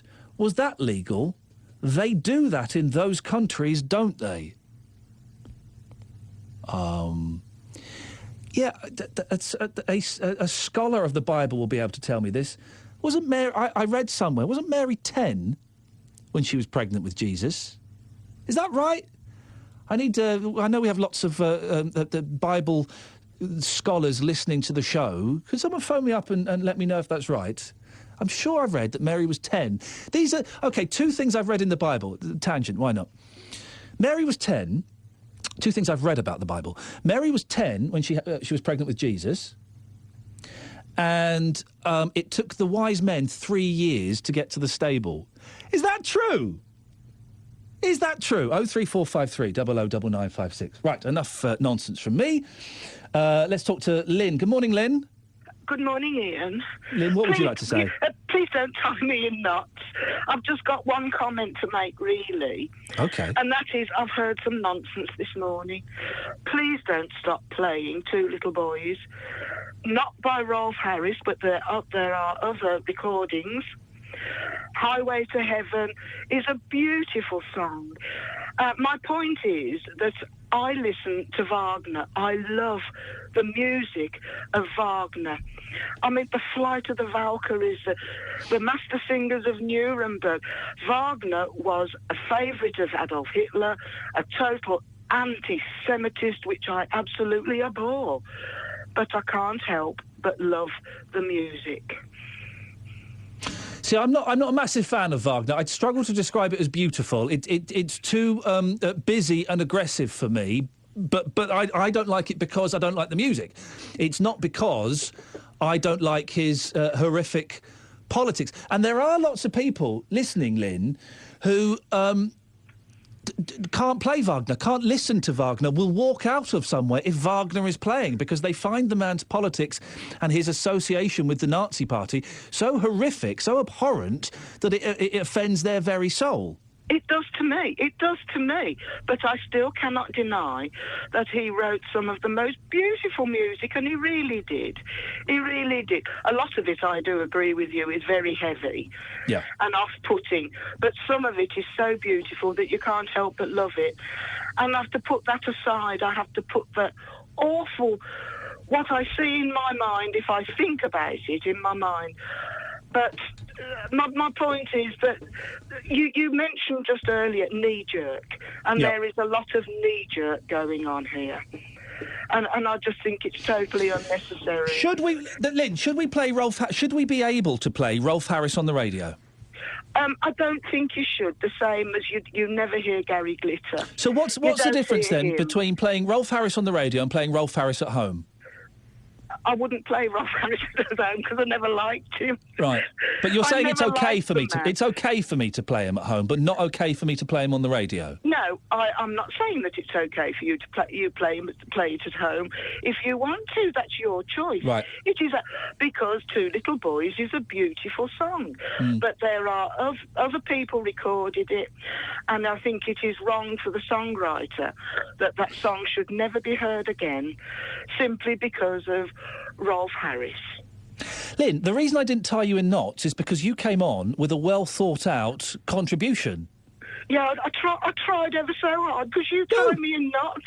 I've been on before and you tied me in knots. Well, listen, the lesson there is if you come on with something you thought out, then I can't tie you in knots because you put forward a good argument. Oh, you Lynn, can. You've got the most wonderful knack. You're just brilliant. I've got great knacks. Lynn, thank you very much for your call. 03453 009956. About a year ago. Oh, it's Christmas. On another radio station, I did a phone-in. Should we play Gary Glitter, Rock and Roll Christmas? One of the great Christmas songs of all time. My boss has never phoned the studio so quickly to say, don't you dare. And I thought that was interesting. That was interesting. This was BBC. This is your radio station. Kind of, if you buy into that nonsense. I'm not sure I necessarily do. But the boss phoned up and said, don't you dare play that. Carry on having the debate, but don't you dare play that. Yet you will have been to a Christmas party. You will go to a Christmas party in what? 5 months? Oh, bring it on. And they will play another Rock and Roll Christmas because it's on all the compilations. And you'll have a little dance to it, a little boogie. You might even make an inappropriate joke about Gary Glitter. But you'll have a little boogie to it. It's interesting, isn't it? There's no right or wrong answer to this. We're not going to play Rolf Harris on here. We did debate it. We did kind of think about it, and we decided against it. 03453 009956 is the phone number. Matthew's on the line. Morning, Matthew. Morning. What you got for us? Well, if Oscar Pistorius gets sentenced, are we not allowed to run that fantastic 100-metre final from the Olympics when our boy won? Where does it stop? Obviously, what he's done is terrible, Rolf Harris, and it's really let me down personally because I admired him from when I was younger, and that song is a classic song. But surely we should find a way to celebrate sometimes the good in bad people. So for instance, if someone from prison who's done bad all their life suddenly does something good, we should celebrate that. Well, then, OK, let's go to Jimmy Savile, because Jimmy Savile is the obvious example of someone who did horrible, horrible things, but also did really, really good things. He raised, 50 million pounds for charity throughout his life? Yep. The good things don't negate the bad things, though, do they? No, but also, if we push things like this away, it makes people forget what actually happened. It's like we remember the war and we remember these things because we want to remind society what happened and all the bad which does go on in life. So by pushing these people away and making everyone forget about them, it suddenly makes us all forget in the future actually what these people did behind the scenes. And then for all these people, these other people out there who are bad like that, who want to think of doing things like that, we don't remind them that actually these people do get caught. So you can't do stuff like that. And doing these things to these children is bad. By pushing this away. I spoke to someone in the week who said that what Rolf Harris did was years ago, and he's very old, and so therefore he shouldn't be sent to prison, as it would serve no purpose. But it does serve a purpose, doesn't it? Because it sends a message to people: you will get caught and you will get punished. You will get caught and you get punished. Yeah. Is there anything that Rolf Harris can do now to redeem himself in your eyes? You say we should be celebrating good people bad people who become good. What could Rolf Harris do to change your opinion of him? I don't think he could do anything now, could he? It's too late. I mean, also, the BBC have to take some of the blame for this as well, because for centuries they have been showing us this man, how good he is and how wonderful he is. And actually, if the BBC put a paedophile now on a programme, and he was on a programme for 2 years, and he was a paedophile, and they didn't realise, they would get hung, quartered, and dried out for this. Hung, quartered and dried out. Hang on. Why is it... But I don't... We spoke to a chap earlier on who was a police officer. The BBC have had Rolf Harris on there for years when he was doing these crimes, and they should have been aware of this. But how should the BBC... Listen, stay there, because I want to talk to you about this. I've got to go to the travel, so can you wait a couple of minutes? Is that all right? Cool. Excellent stuff, because this is a thing that fascinates me. The BBC's, in inverted commas, responsibility around these. 03453 00956. It's 11:15. It's BBC WM 95.6. Here's the travel with Liz.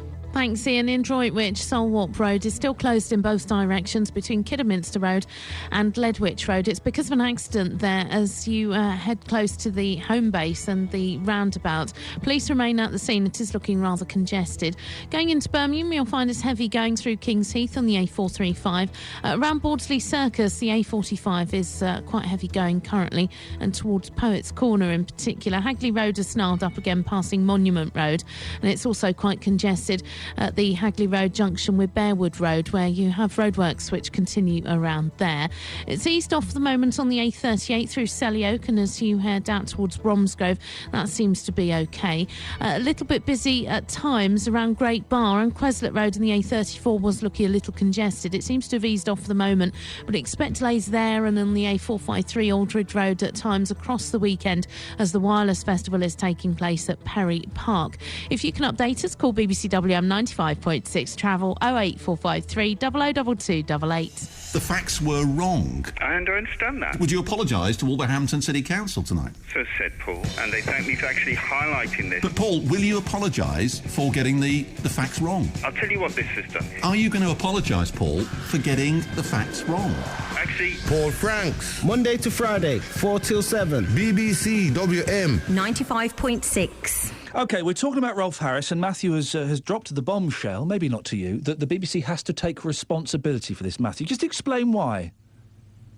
If the BBC are going to... If any company in the world puts someone forward to advertise their product or who they are, and they don't do a check on these people, they get in all sorts of trouble for it. And the BBC did that for centuries. Well, I mean, not for centuries, sorry, for decades. You know, they put Rolf Harris out there for people like me when I was a child, watching his programmes, listening to his songs, and having a bond with Rolf Harris. Because we're younger, we have got a bond with that man. And then what's happened now has really let so many people down. But that is because the BBC put him on front of that telly for me to watch. BBC didn't know he was... BBC didn't know he was a sex offender. What checks were they supposed to do? They were meant to check this man out. I mean, surely you should be able to do checks on people like that. My point is this: if it happened nowadays, they would be in all sorts of trouble for it, because people would be saying you should be taking checks on these people. But tell me what BBC should be doing is they should have their own ways of checking these people out in the past. Well, what would those ways be? Well, they could do all sorts of things, couldn't they, in the past? For example? They could have a private investigator. They could have done all sorts of things. They're going to get a private investigator to that means I would have to be investigated by a private investigator. Do you know how many people? For you to be on air now, but you have to do far more stringent checks on you now than they did 20, 30 years ago. No checks. Well, then this is a serious problem. The thing is, I've done no checks in other jobs I've worked in. So basically, then. Yeah. Also, as the public, then, we need to start saying, well, hang on a minute, should I watch or listen to the BBC? Because from now on, they could be selling me something, showing me a person which actually isn't that person. Rolf Harris, of course, been on ITV and Channel 4. Are they as responsible for Rolf's crimes? I'm knocking the BBC because I think the BBC is a great product of England myself. But personally, any TV station should have some responsibility. I really believe that because. Matthew? What checks could they have done to find out? No one had complained to the police. He had no charges. Hang on. He had no charges against him. He was up until Friday or last week. He was not guilty of anything. So their checks wouldn't have shown anything, would they? I know. But listen, that's not for me legally to be able to say that to you. That's for someone who's an expert in these fields to be able to. But there are no checks that could have been done apart from following him for the last 40 years. I think we could. I'm CRB checked. All people are CRB checked and stuff like that now. But the CRB check would only flag something up if he'd been convicted. I agree, but the problem so that's we have pointless. Now is that if the TV channels are promoting a certain person to us, an individual, so there has to be some way. I mean, for instance, now what happens if this happens again in the future? If it continuously happens, and the problem is what's happening is TV and broadcasters making these people in a power position. They're putting them in this power position, so then from that power position they can abuse these children. But they are building them up. So if they're going to build these people up, well, that's just something in place. Matthew, that's not the BBC. That's just the culture of celebrity that we live in. It's every TV channel, isn't it? It's our culture. So supposing you've got to be so much more careful because Matthew, just let's use me as an example, so we're not in danger of libelling anyone else. I have to say this, of course, is not true. Supposing I get convicted as a paedophile, right? In the next few weeks. What responsibilities does the BBC have around that? They don't have any. I mean, they would get rid of me, they would drop me, they would distance themselves from me, but they wouldn't have any responsibility for the crimes I had committed in this fantasy scenario, would they? No, but the problem, I sort of. And what checks could they have done? But what the BBC did, and all on these other channels with Rolf Harris, is made him into a character, a false character. They made did the BBC do that, or did society do that? No, I think, but we wasn't the ones. We were shown this person. We just watched the TV and listened to his music. You get me? It's just, there has to be some account of responsibility. Why? This is my personal opinion from the TV channels who broadcasted this man, and there has to be some accountability, and there has to be some way these TV channels can put something in place for this to stop again. Because what happens is they give them a position of power. And because they've now been given this position of power through the TV channels, they are then able to abuse these children. Matthew, thank you very much indeed. 03453 009956. It's something I really strongly disagree with. And I don't get... I mean, Matthew's saying that the BBC should have done something to check him. Well, what checks could they do? A CRB check? I can't remember what it's called now. I had a CRB check for something else I did when I did volunteering work. It only flags up your convictions. So if you've never been convicted of being a paedophile, it won't show up. Hey, and guess what? You know, paedophiles and sex offenders, they're really sneaky. They're really, really good at keeping secrets. And the same accusation has been levelled at the BBC about Savile. Now, if people at the BBC knew about Savile and kept a lid on it, and they had factual evidence to back it up, then maybe there's some responsibility. If people just heard rumours and gossip, then I'm not quite so sure. I had been told 14 years ago when I worked at Channel 4 that that Jimmy Savile was a necrophiliac. Am I part of the conspiracy because I didn't go to the police after hearing that bit of gossip?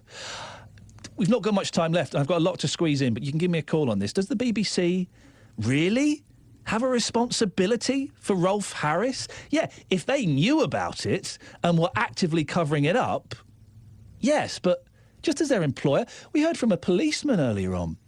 A copper he was working with was downloading child pornography. Is the police force responsible for that? 03453 009956. Cycling. Flipping cycling. I don't get it. I don't get it. You know, my father-in-law is a very keen cyclist. He cycled in his 60s. He's raised 20 grand for charity by cycling, and about 3 years ago he cycled a section of the Tour de France at the age of 62. Good for him. But I don't get it. The Tour de France is starting in England this year, and the BBC have done a survey asking how safe you feel while cycling on Britain's roads. 61% of people surveyed over the age of 65 said they believe our roads were too dangerous to ride on. This compares with 45% of people aged 18 to 24. So it averages out that about half the population don't think cycling is safe. Joined now from David Cox. He's from the National Cycling Charity, and you're watching the Tour now, are you, David? Oh, well, I'm trying to between the adverts. Yes, Ian. Yep. So you're watching at the moment. I'm going I was going to say, tomorrow. Some people go out there and watch the cycling. Why? Because you see about 14 seconds of a blur, don't you? Absolutely. But what's great about it, I mean, apart from the atmosphere's good, they send a caravan through before with people throwing out goodies and waving at you and all sorts of rather like float adaptations of cars. So it's a great atmosphere, and there is in the UK now, and there's always been in France, of course. But the wonderful thing about it, if you're a cyclist, is the roads are only closed 30 minutes before the caravan. So you can ride part of the course, pull over, and then watch it all come past, and you've just ridden up the hill yourself. What is Where else can you do that? I mean, you can't do that at Wembley. No, you're absolutely right. Silverstone. Why is the Tour de France in England? I never quite understand that. I mean, basically, Yorkshire made a wonderful bid. I mean, they did it incredibly well. I mean, it's a thing that cities right across Europe, including the French ones, try to attract for the Grand Depart. Yorkshire made a wonderful job. But, of course, cycling is becoming increasingly popular in this country because of our success on the track initially with the Olympics, and then our success on the road with Wigo and Froome. I mean, we are becoming a major force within world cycling. There's no question as a country. So that's another attraction. But hats off to the Yorkshire people. They made a really good bid, and they did it. They do it, and now they're delivering. I mean, it's fantastic if you're watching it on telly at the moment. And you know how the helicopters bring out the scenery, the crowds, and then the racing bikes. It's fantastic telly. I'm going to be stuck for 3 weeks in front of it. Well, good for you. And I say my father-in-law, if he comes round to our house because he wants to watch it on my big TV from time to time, so I have to kind of sit there and endure it. Oh, no. My producer, Joe, has just typed on my screen, what's more boring than cycling? It's watching cycling. It's not really... It's like motor racing. It's not really a spectator sport, is it? Well, track cycling is. I mean, track cycling is all there in front of you. You see every move. So, I mean, if you want that sort of action right in front of you, go and watch it at the track. We've got a wonderful track in Derby now, which is quite near us. We've got one down at Newport, which I've ridden on, terrifying. And, of course, there's a major one in Manchester and the wonderful one in London.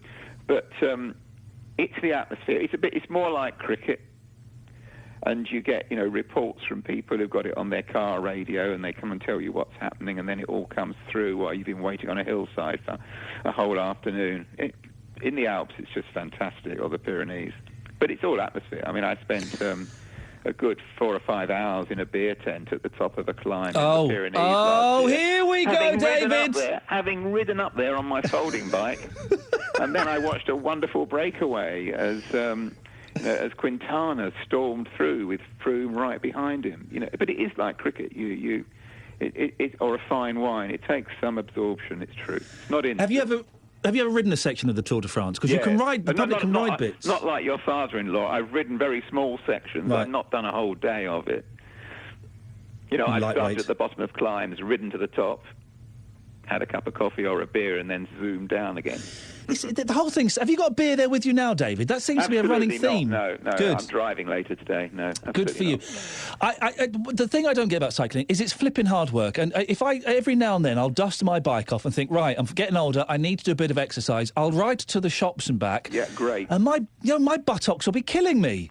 Well, you've got the wrong saddle and the wrong position. I didn't cycle from school until I was about... I stopped when I got my motorcycle licence, and I started again when I was about 28. And the first thing I did on a borrowed bike was ride to the top of a hill out in Herefordshire. I borrowed a bike off a friend of mine who was in his dad's garage, and I was out of breath and totally knackered on less than a mile, but it's uphill. And, now I'm 68, I do 100 miles a week, 6,000 miles a year, can take on the hills. You really, so you go from that right through to really enjoying it. I'm not into all this suffering stuff. You ride for enjoyment. If it gets too hard, change down, have a rest. You're not one of these deviants that wears lycra, are you? Of course I wear lycra. Oh, no, when did that become the thing? I go to work when I go to work, I go in a very nice suit, and I just change my shirt when I get there. But yeah, if you're going out all day, lycra is very good. When did lycra become the thing? Because nobody looks, even the most beautiful woman or the most muscular man, no bottom looks good in lycra. It's a very unflattering thing. You're looking at the wrong people, sir. Absolutely looking at the wrong people. But never mind. Pippa Middleton's just done the race across America in lycra. I'm sure she wore lycra. I mean, if I first bought it wasn't lycra. It was an earlier version in France. I've been riding in cut-off jeans. And in hot weather, cut-off jeans are just so uncomfortable if you're riding a long way. And I rode into a cycle shop, and I said I want some, I thought they call it, it's cuissage, I think it was, but it was more like a knitted wool stuff. But it was just flexible and so much more comfortable. So for long rides, I wear proper cycling kit. If people don't like the look of it, they don't have to look. Cycling's not safe, is it? Yes, cycling is safe. The risks are relatively low. The risks are less than gardening or decorating. In fact, anything involving ladders and power. The risks of cycling are less than gardening. Yes.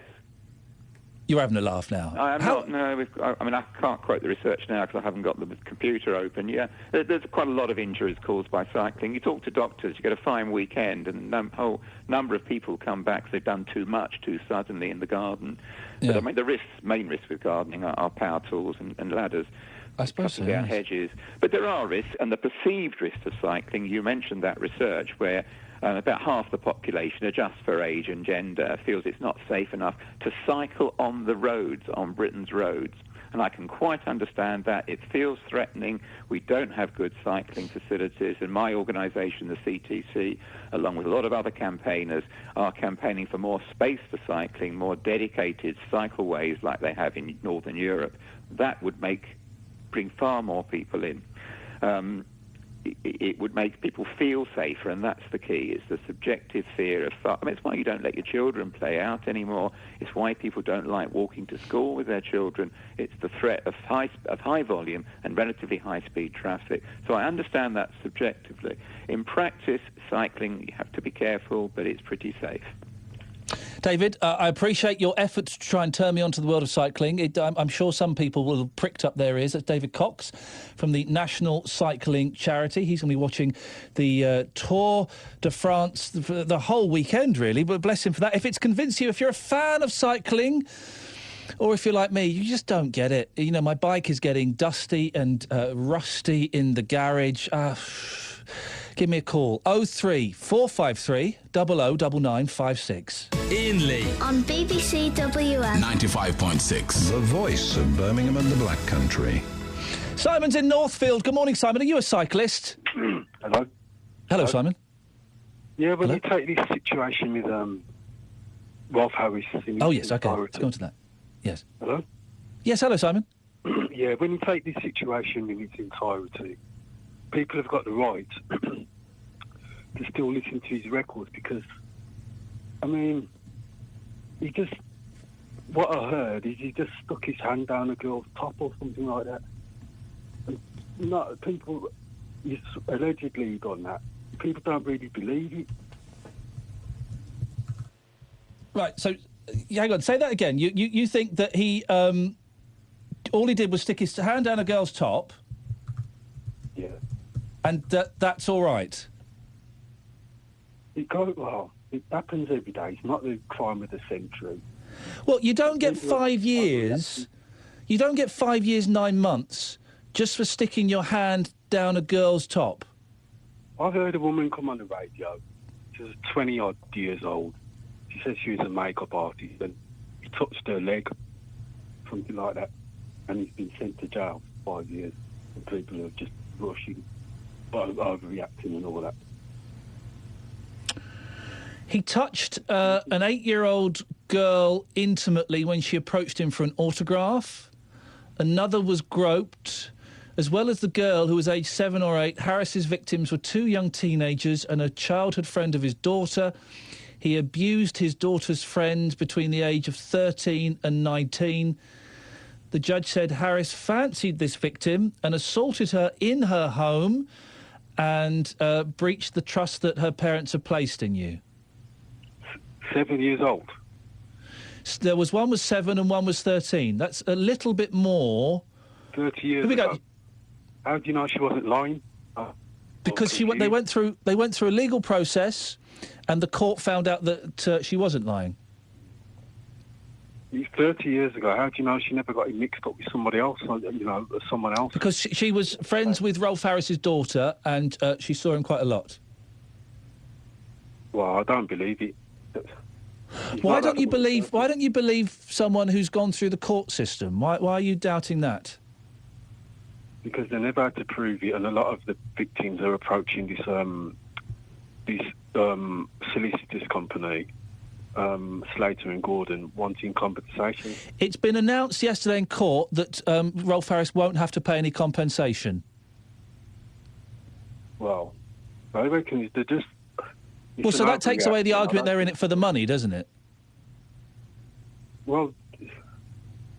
I'm just confused that they have proved that he did it. Yes, they didn't have photographs or video, but they all told common habits that Mr. Harris had. Little unique foibles that would have been difficult to have made up by coincidence. It's not proof. Someone could say the same thing about you.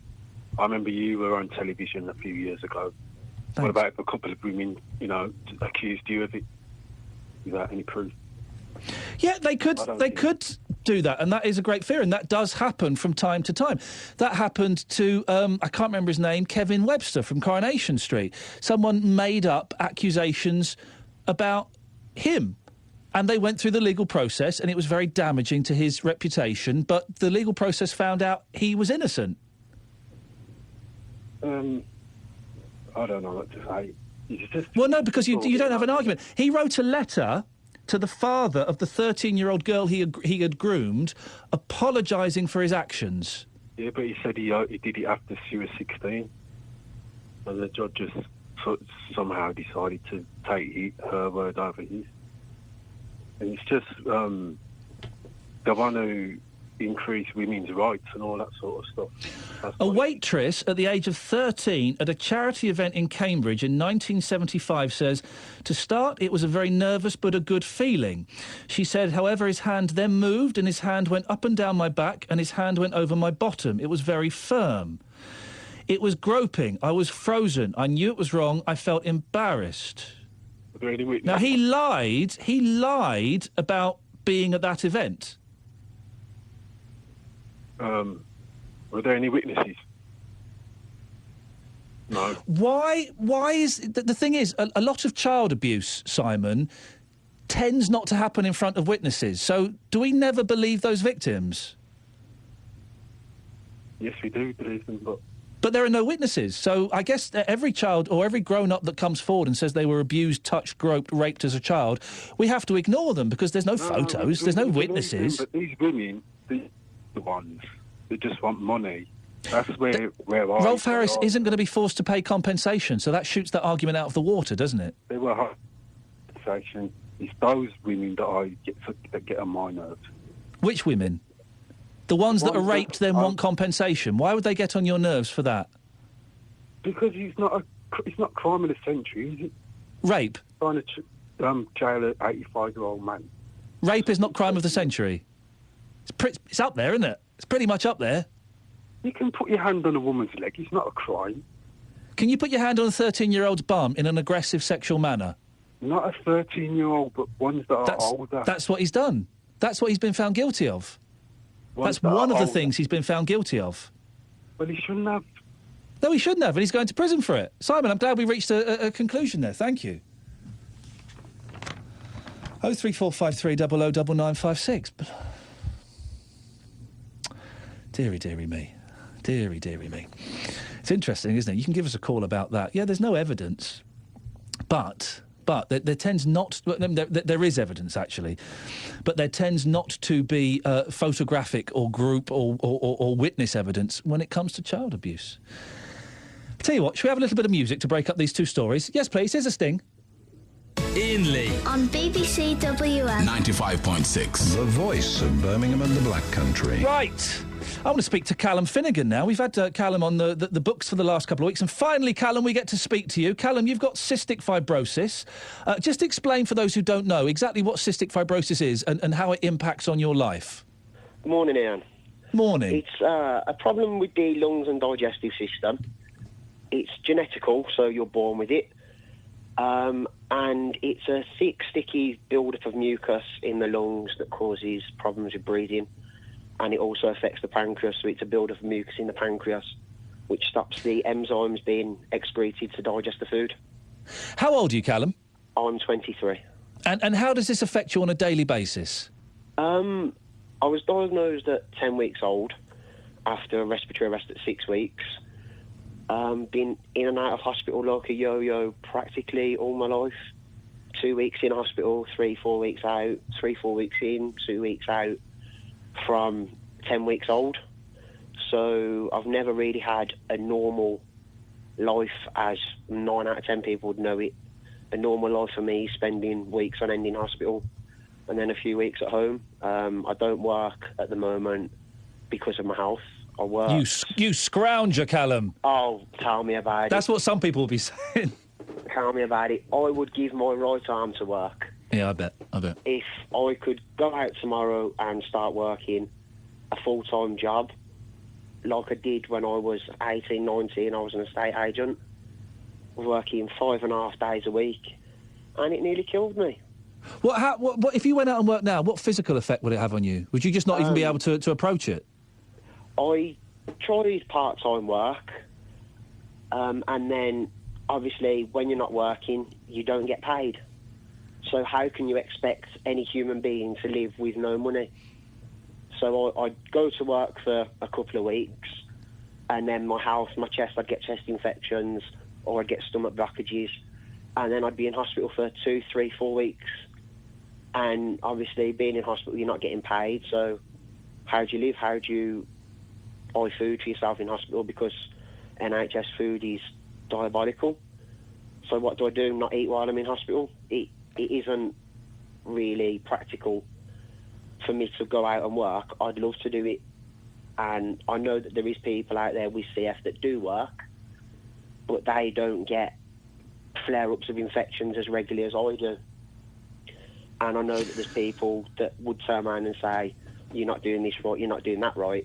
My parents did everything from when I was diagnosed, and I was still in and out of hospital like a fiddler's elbow. So it's just the mutation that I've got that's the most common mutation, which causes me to be in and out of hospital quite so regularly.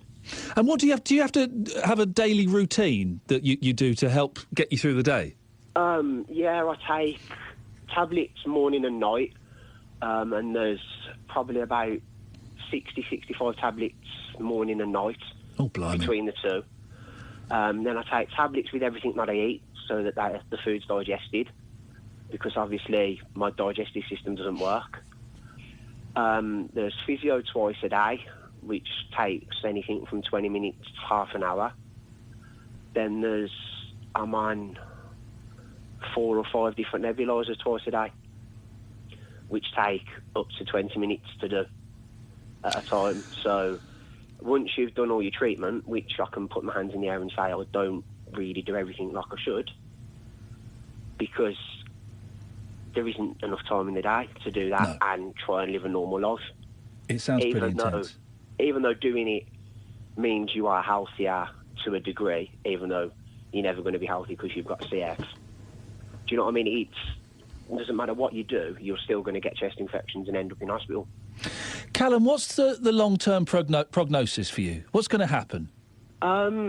It will vary. I know people that have passed away at 15, 16. I know people that are still alive in their 70s that have got CF. It completely depends on the individual. The average life expectancy, they say, is mid-40s.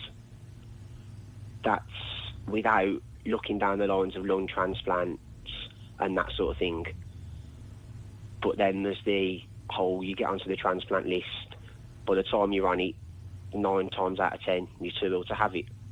Because by the time you find a donor, it could be 2-3 years down the line, and your health's decreased that much that you're physically not well enough to have the transplant. So there's a strong chance, Callum, that you are not going to live as long as, in inverted commas, normal, healthy people. Yes.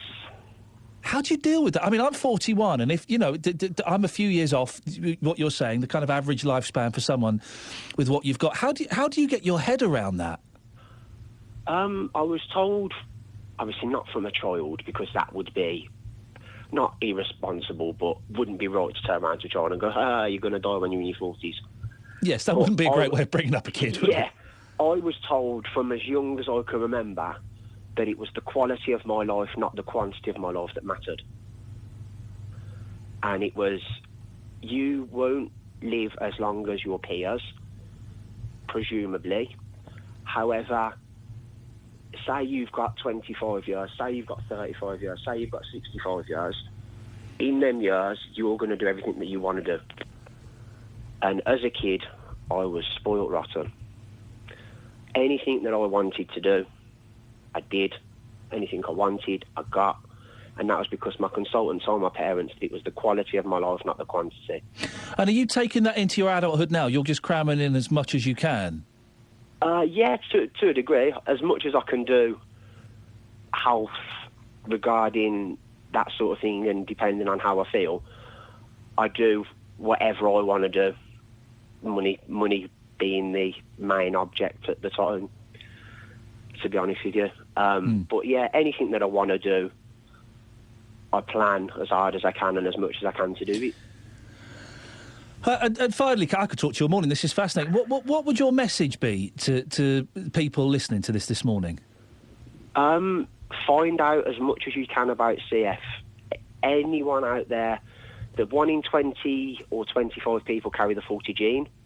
It takes 2 parents with the 40 gene to have a child with CF. My parents didn't know they carried the 40 gene until they had me. Many, many people out there don't know they carry it. There's a thing on Twitter called @CFAware, and they post out facts and figures and all sorts throughout the day, every day. And anything that you ever want to ask them, they've got a team there, all completely through the charity. That's non-profit. They don't get paid to do any of it. They will give you any information that you ever wish for. And also look online at the CF Trust, and you can find out more information there. But Callum, I would say anything that you can do, find out about it, because it's a disease that kills children. Callum, you've done a cracking job promoting, finding out more about cystic fibrosis. Callum Finnegan, thank you very much indeed. We're a little bit late. It's 11:47. Let's dive straight into the travel with Liz, please. Thank you very much, Ian. As you make your way around the M5 now, as the lane blocked as a car has broken down in the roadworks, 4A to 5 on the southbound side of the carriageway, the M42 interchange to the Droitwich exit, the A38. In Droitwich, Salwart Road is still closed both ways between Kidderminster Road and Ledwich Road because of an accident there near to the home base roundabout. That's certainly causing quite a bit of congestion as you have to find an alternative route. Through Bromsgrove, the A448 is looking rather busy. Still a bit of congestion on Hagley Road, although it's eased off from what it was at the Bearwood Road junction. Well, there's roadworks there and further along passing Monument Road. If you can update us, 08453 002288. I love you 'cause you're you. Oh, Phil, that was beautiful and very, very good. This time in the morning, no croak, an absolutely beautiful voice. I'm not a croak, Michelle. Michelle Dawes. Sundays, 7 till 9. The voice of Birmingham and the Black Country. BBC WM 95.6. It's the last 12 minutes of the show coming up. Exciting times. If you want to give me a call, do it now, please. 03453 009956. Jenny in Kidderminster, you've been waiting for ages, Jenny, but I was really keen to speak to our last guest there. What would you like to say? I'd like to say, Ian, I can't understand why you'd want to play Rolf Harris to your children. Go on. Well, you know, he's a paedophile, isn't he? And would you really want his voice in your living room or wherever you play to your children? I just can't understand it. It's a good song, isn't it? It's a good song, I agree that, but couldn't you get it by somebody else? So when we've your had some... children grow Go on. up and Yes. they get to love that song, like we love it, I suppose lots of people love it, and they find out he's a convicted paedophile, and the father used to play his song. I don't know. I don't think that's the worst crime in the world, but being a dad who's exposing their children to good music, whoever the artist is. Do I never play them a Phil Spector song? I think a paedophile is one of the worst crimes in the world. Is it the crime the person has committed? Because Phil Spector wrote, "You've lost that loving feeling." But that wasn't against children. His crime. I know it was a terrible crime. It was against wasn't women. Against children. It was against women. Yeah, but it wasn't against children, Ian. You know, little children. You're talking about babies with that other paedophile. And as for Bill Wyman, the girl he met, well, yeah, she was in a nightclub. I know. Let's not go. I don't want to dwell on the whole Bill Wyman thing. No. Different. You're bringing him up though. You're putting him. We all know who he is, and you're putting him in the same.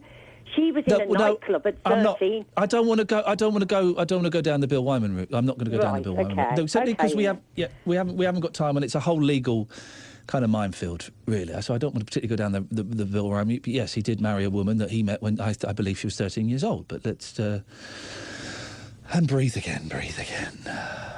I tell you what, why don't we take a breather? Let's speak to Mark Regan. Morning, Mark. Good morning. You see me backing away from the legal precipice. Yeah.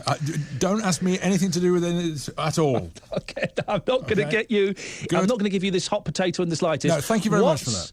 What's coming up on your show today? Okay, now I know you're not the most sporty person in the world. Okay, you can tell, can't you? Yes. But how are you with Speedway? Do you know it exists?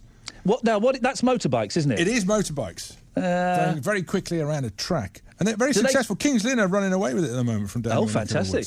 Good to them. I'd have thought you'd have known that. No. Anyway, over here in Birmingham, we have a big problem with the Brummies at the moment. All sorts of issues around their ownership. We're getting under the skin of that. Away from Speedway, we'll hear from Roy Keane. He was talking to the media this week. He's Aston Villa's new assistant manager. Paul Lambert.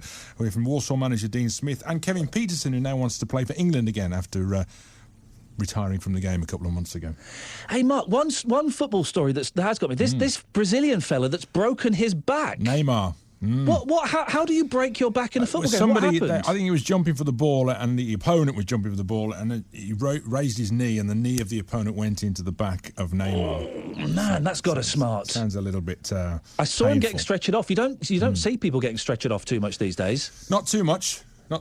But no, most of the people thought, he'll be back on in 3 minutes, as is the way with most football injuries. But unfortunately for Neymar and Brazil, he actually got a proper injury, and apparently there's hundreds of people outside the hospital where he's being treated at the moment. Blimey. All right, listen, Mark, excellent stuff. That's Mark Regan. Will be on from midday. If you want to get in touch, you're more than welcome to. Mark, thank you very much. Iain Lee. On BBC WM. 95.6. The voice of Birmingham and the Black Country. OK, it's the last few minutes of the show. 03453 009956. Dorothy! How's Northfield this morning, Dorothy? Oh, hello? Yeah, hello, Dorothy, you're on the radio? Yes, I am. I know. So am I. What can I do? Here we go. It's going to be one of those. Funny man, aren't you? Yeah, well, you're a funny woman. What would you like to say, Dorothy? Yes, what I've got to say is about Rolf Harris. Yes. You see, he did these things. Have you got your Dorothy? Have you got your radio on? Let me turn it low. It was on. No, don't turn it low. Turn it off. Oh, turn it off. All right. Off, not low. Off. That's why it sounds like you're in Wembley Stadium. Well, could be. Well, you could be. I doubt it. That sounds much better. Now, what would you like to say? Right. What I'm saying is, Rolf Harris. Yes. You see, the Bible says your sins will find you out. You know, I'm ringing because one man rang you and he said, he didn't agree with what they have done with punishing him or sending him to prison. This thing, he did it years ago. You know, the word of God says your sins will find you out. It's not always true, is it? In the book of Proverbs 32:23, it says your sins will find you out. Will find you out. It's not always true, is it?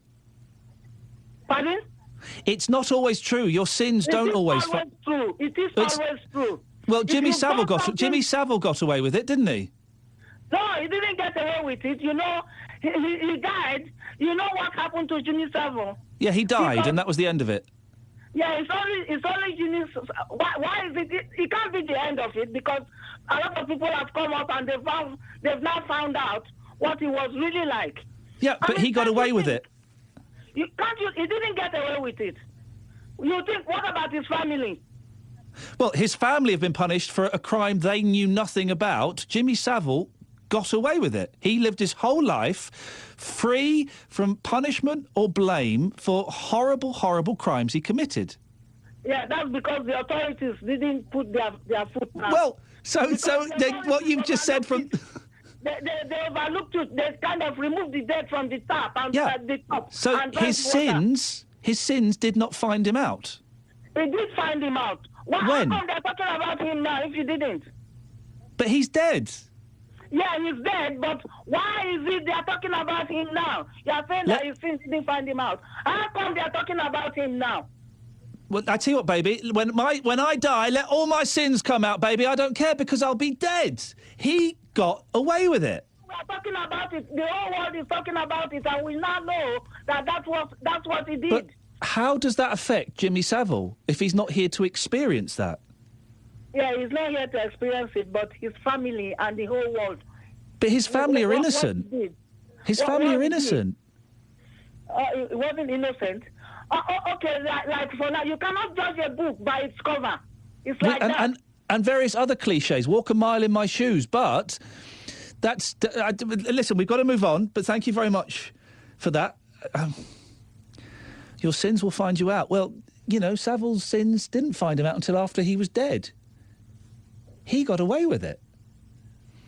I didn't get a chance to ask her if Mary was 10 when she had Jesus. Never mind, maybe next week. I did want to squeeze Marcus in, though. Good morning, Marcus. Morning, Ian. Marcus, what would you like to say? I just wanted to have a word about this situation with Rolf Harris. Go on. I was transferred to a company in Derby, and they put me up for a bit in a bed and breakfast. And there was a young girl that worked in this bed and breakfast, and she said that she'd been tampered with by Rolf Harris. Modus operandi seems to fit in. I'm not going to say any names or any of that nonsense. No, the don't. Modus Thank operandi you. fitted in with exactly what's come out in court. But for my shame, I thought, oh, she's got to be making this up. You know, I couldn't believe that he would have done it. And I think this is how they get away with it. And I mean, you know, I really, now, when I look back on it, I sort of think I should have believed her. But Why didn't you believe her? Not making a judgment, but why didn't you believe her? Because she was a young girl. She was shacked up with a guy that was probably 40 years or older. And I thought she was a bit of a Fruit Loop. But that doesn't mean that it didn't happen. And it probably did. Looking back, it probably did. But this is how they get away with stuff, isn't it? And I I think have to live with that. That's interesting. You have to live with it. How does that make you feel? That do you feel guilty that you didn't believe her? Yes, I do. Yeah. I should have believed her. I should have believed her. What could you have done, though? If you'd have believed her, what could you have done that would have made you feel any better now? Well, I could have believed her. That would have been enough, wouldn't it? Do you know what I mean? When she told you, how did you react? What, did you laugh at her? Did you say, get away? No, I took it in, but, you know, I sort of kept a straight face, if you know what I mean. Yeah. But in my mind, I was thinking, this girl's a bit of a nut job. You thought she was crackers. Why was she telling you and not telling the authorities, do you think? I think she probably thought that nobody would believe her. This is it's the classical thing, isn't it? That's how they get away with this kind of caper. And I'm glad that it's all coming out now, because I'm sure there's going to be loads that's going to come out with this thing in the Commons as well. I mean, Marcus, listen, we've got to end it there because we're out of time. This dossier in the Commons, we may well be talking about that next week. Let's see how that story progresses. Interesting, isn't it, that Marcus was told that by a young woman she'd been abused by Rolf Harris, and he didn't believe it. And before this got into the courts, you wouldn't have believed it, would you? You would have thought, all right, love, yeah, sure. Hey, listen, really great calls today. Thank you for allowing us to touch on the Rolf Harris story in a dare I say it, a slightly more mature way. You're good, you lot. Thank you very much for that. If you want to get in touch in the week, send me an email, ian.lee@bbc.co.uk. We've full commentary of every Warwickshire cricket game this summer, exclusively online, bbc.co.uk/WM. The voice of Birmingham and the Black Country. BBC WM 95.6. It's 12 o'clock. I'm Nicole Pullman. A man who attacked elderly women in their own homes in the West Midlands has been jailed for life. 33-year-old Lee Roberts, of no fixed address,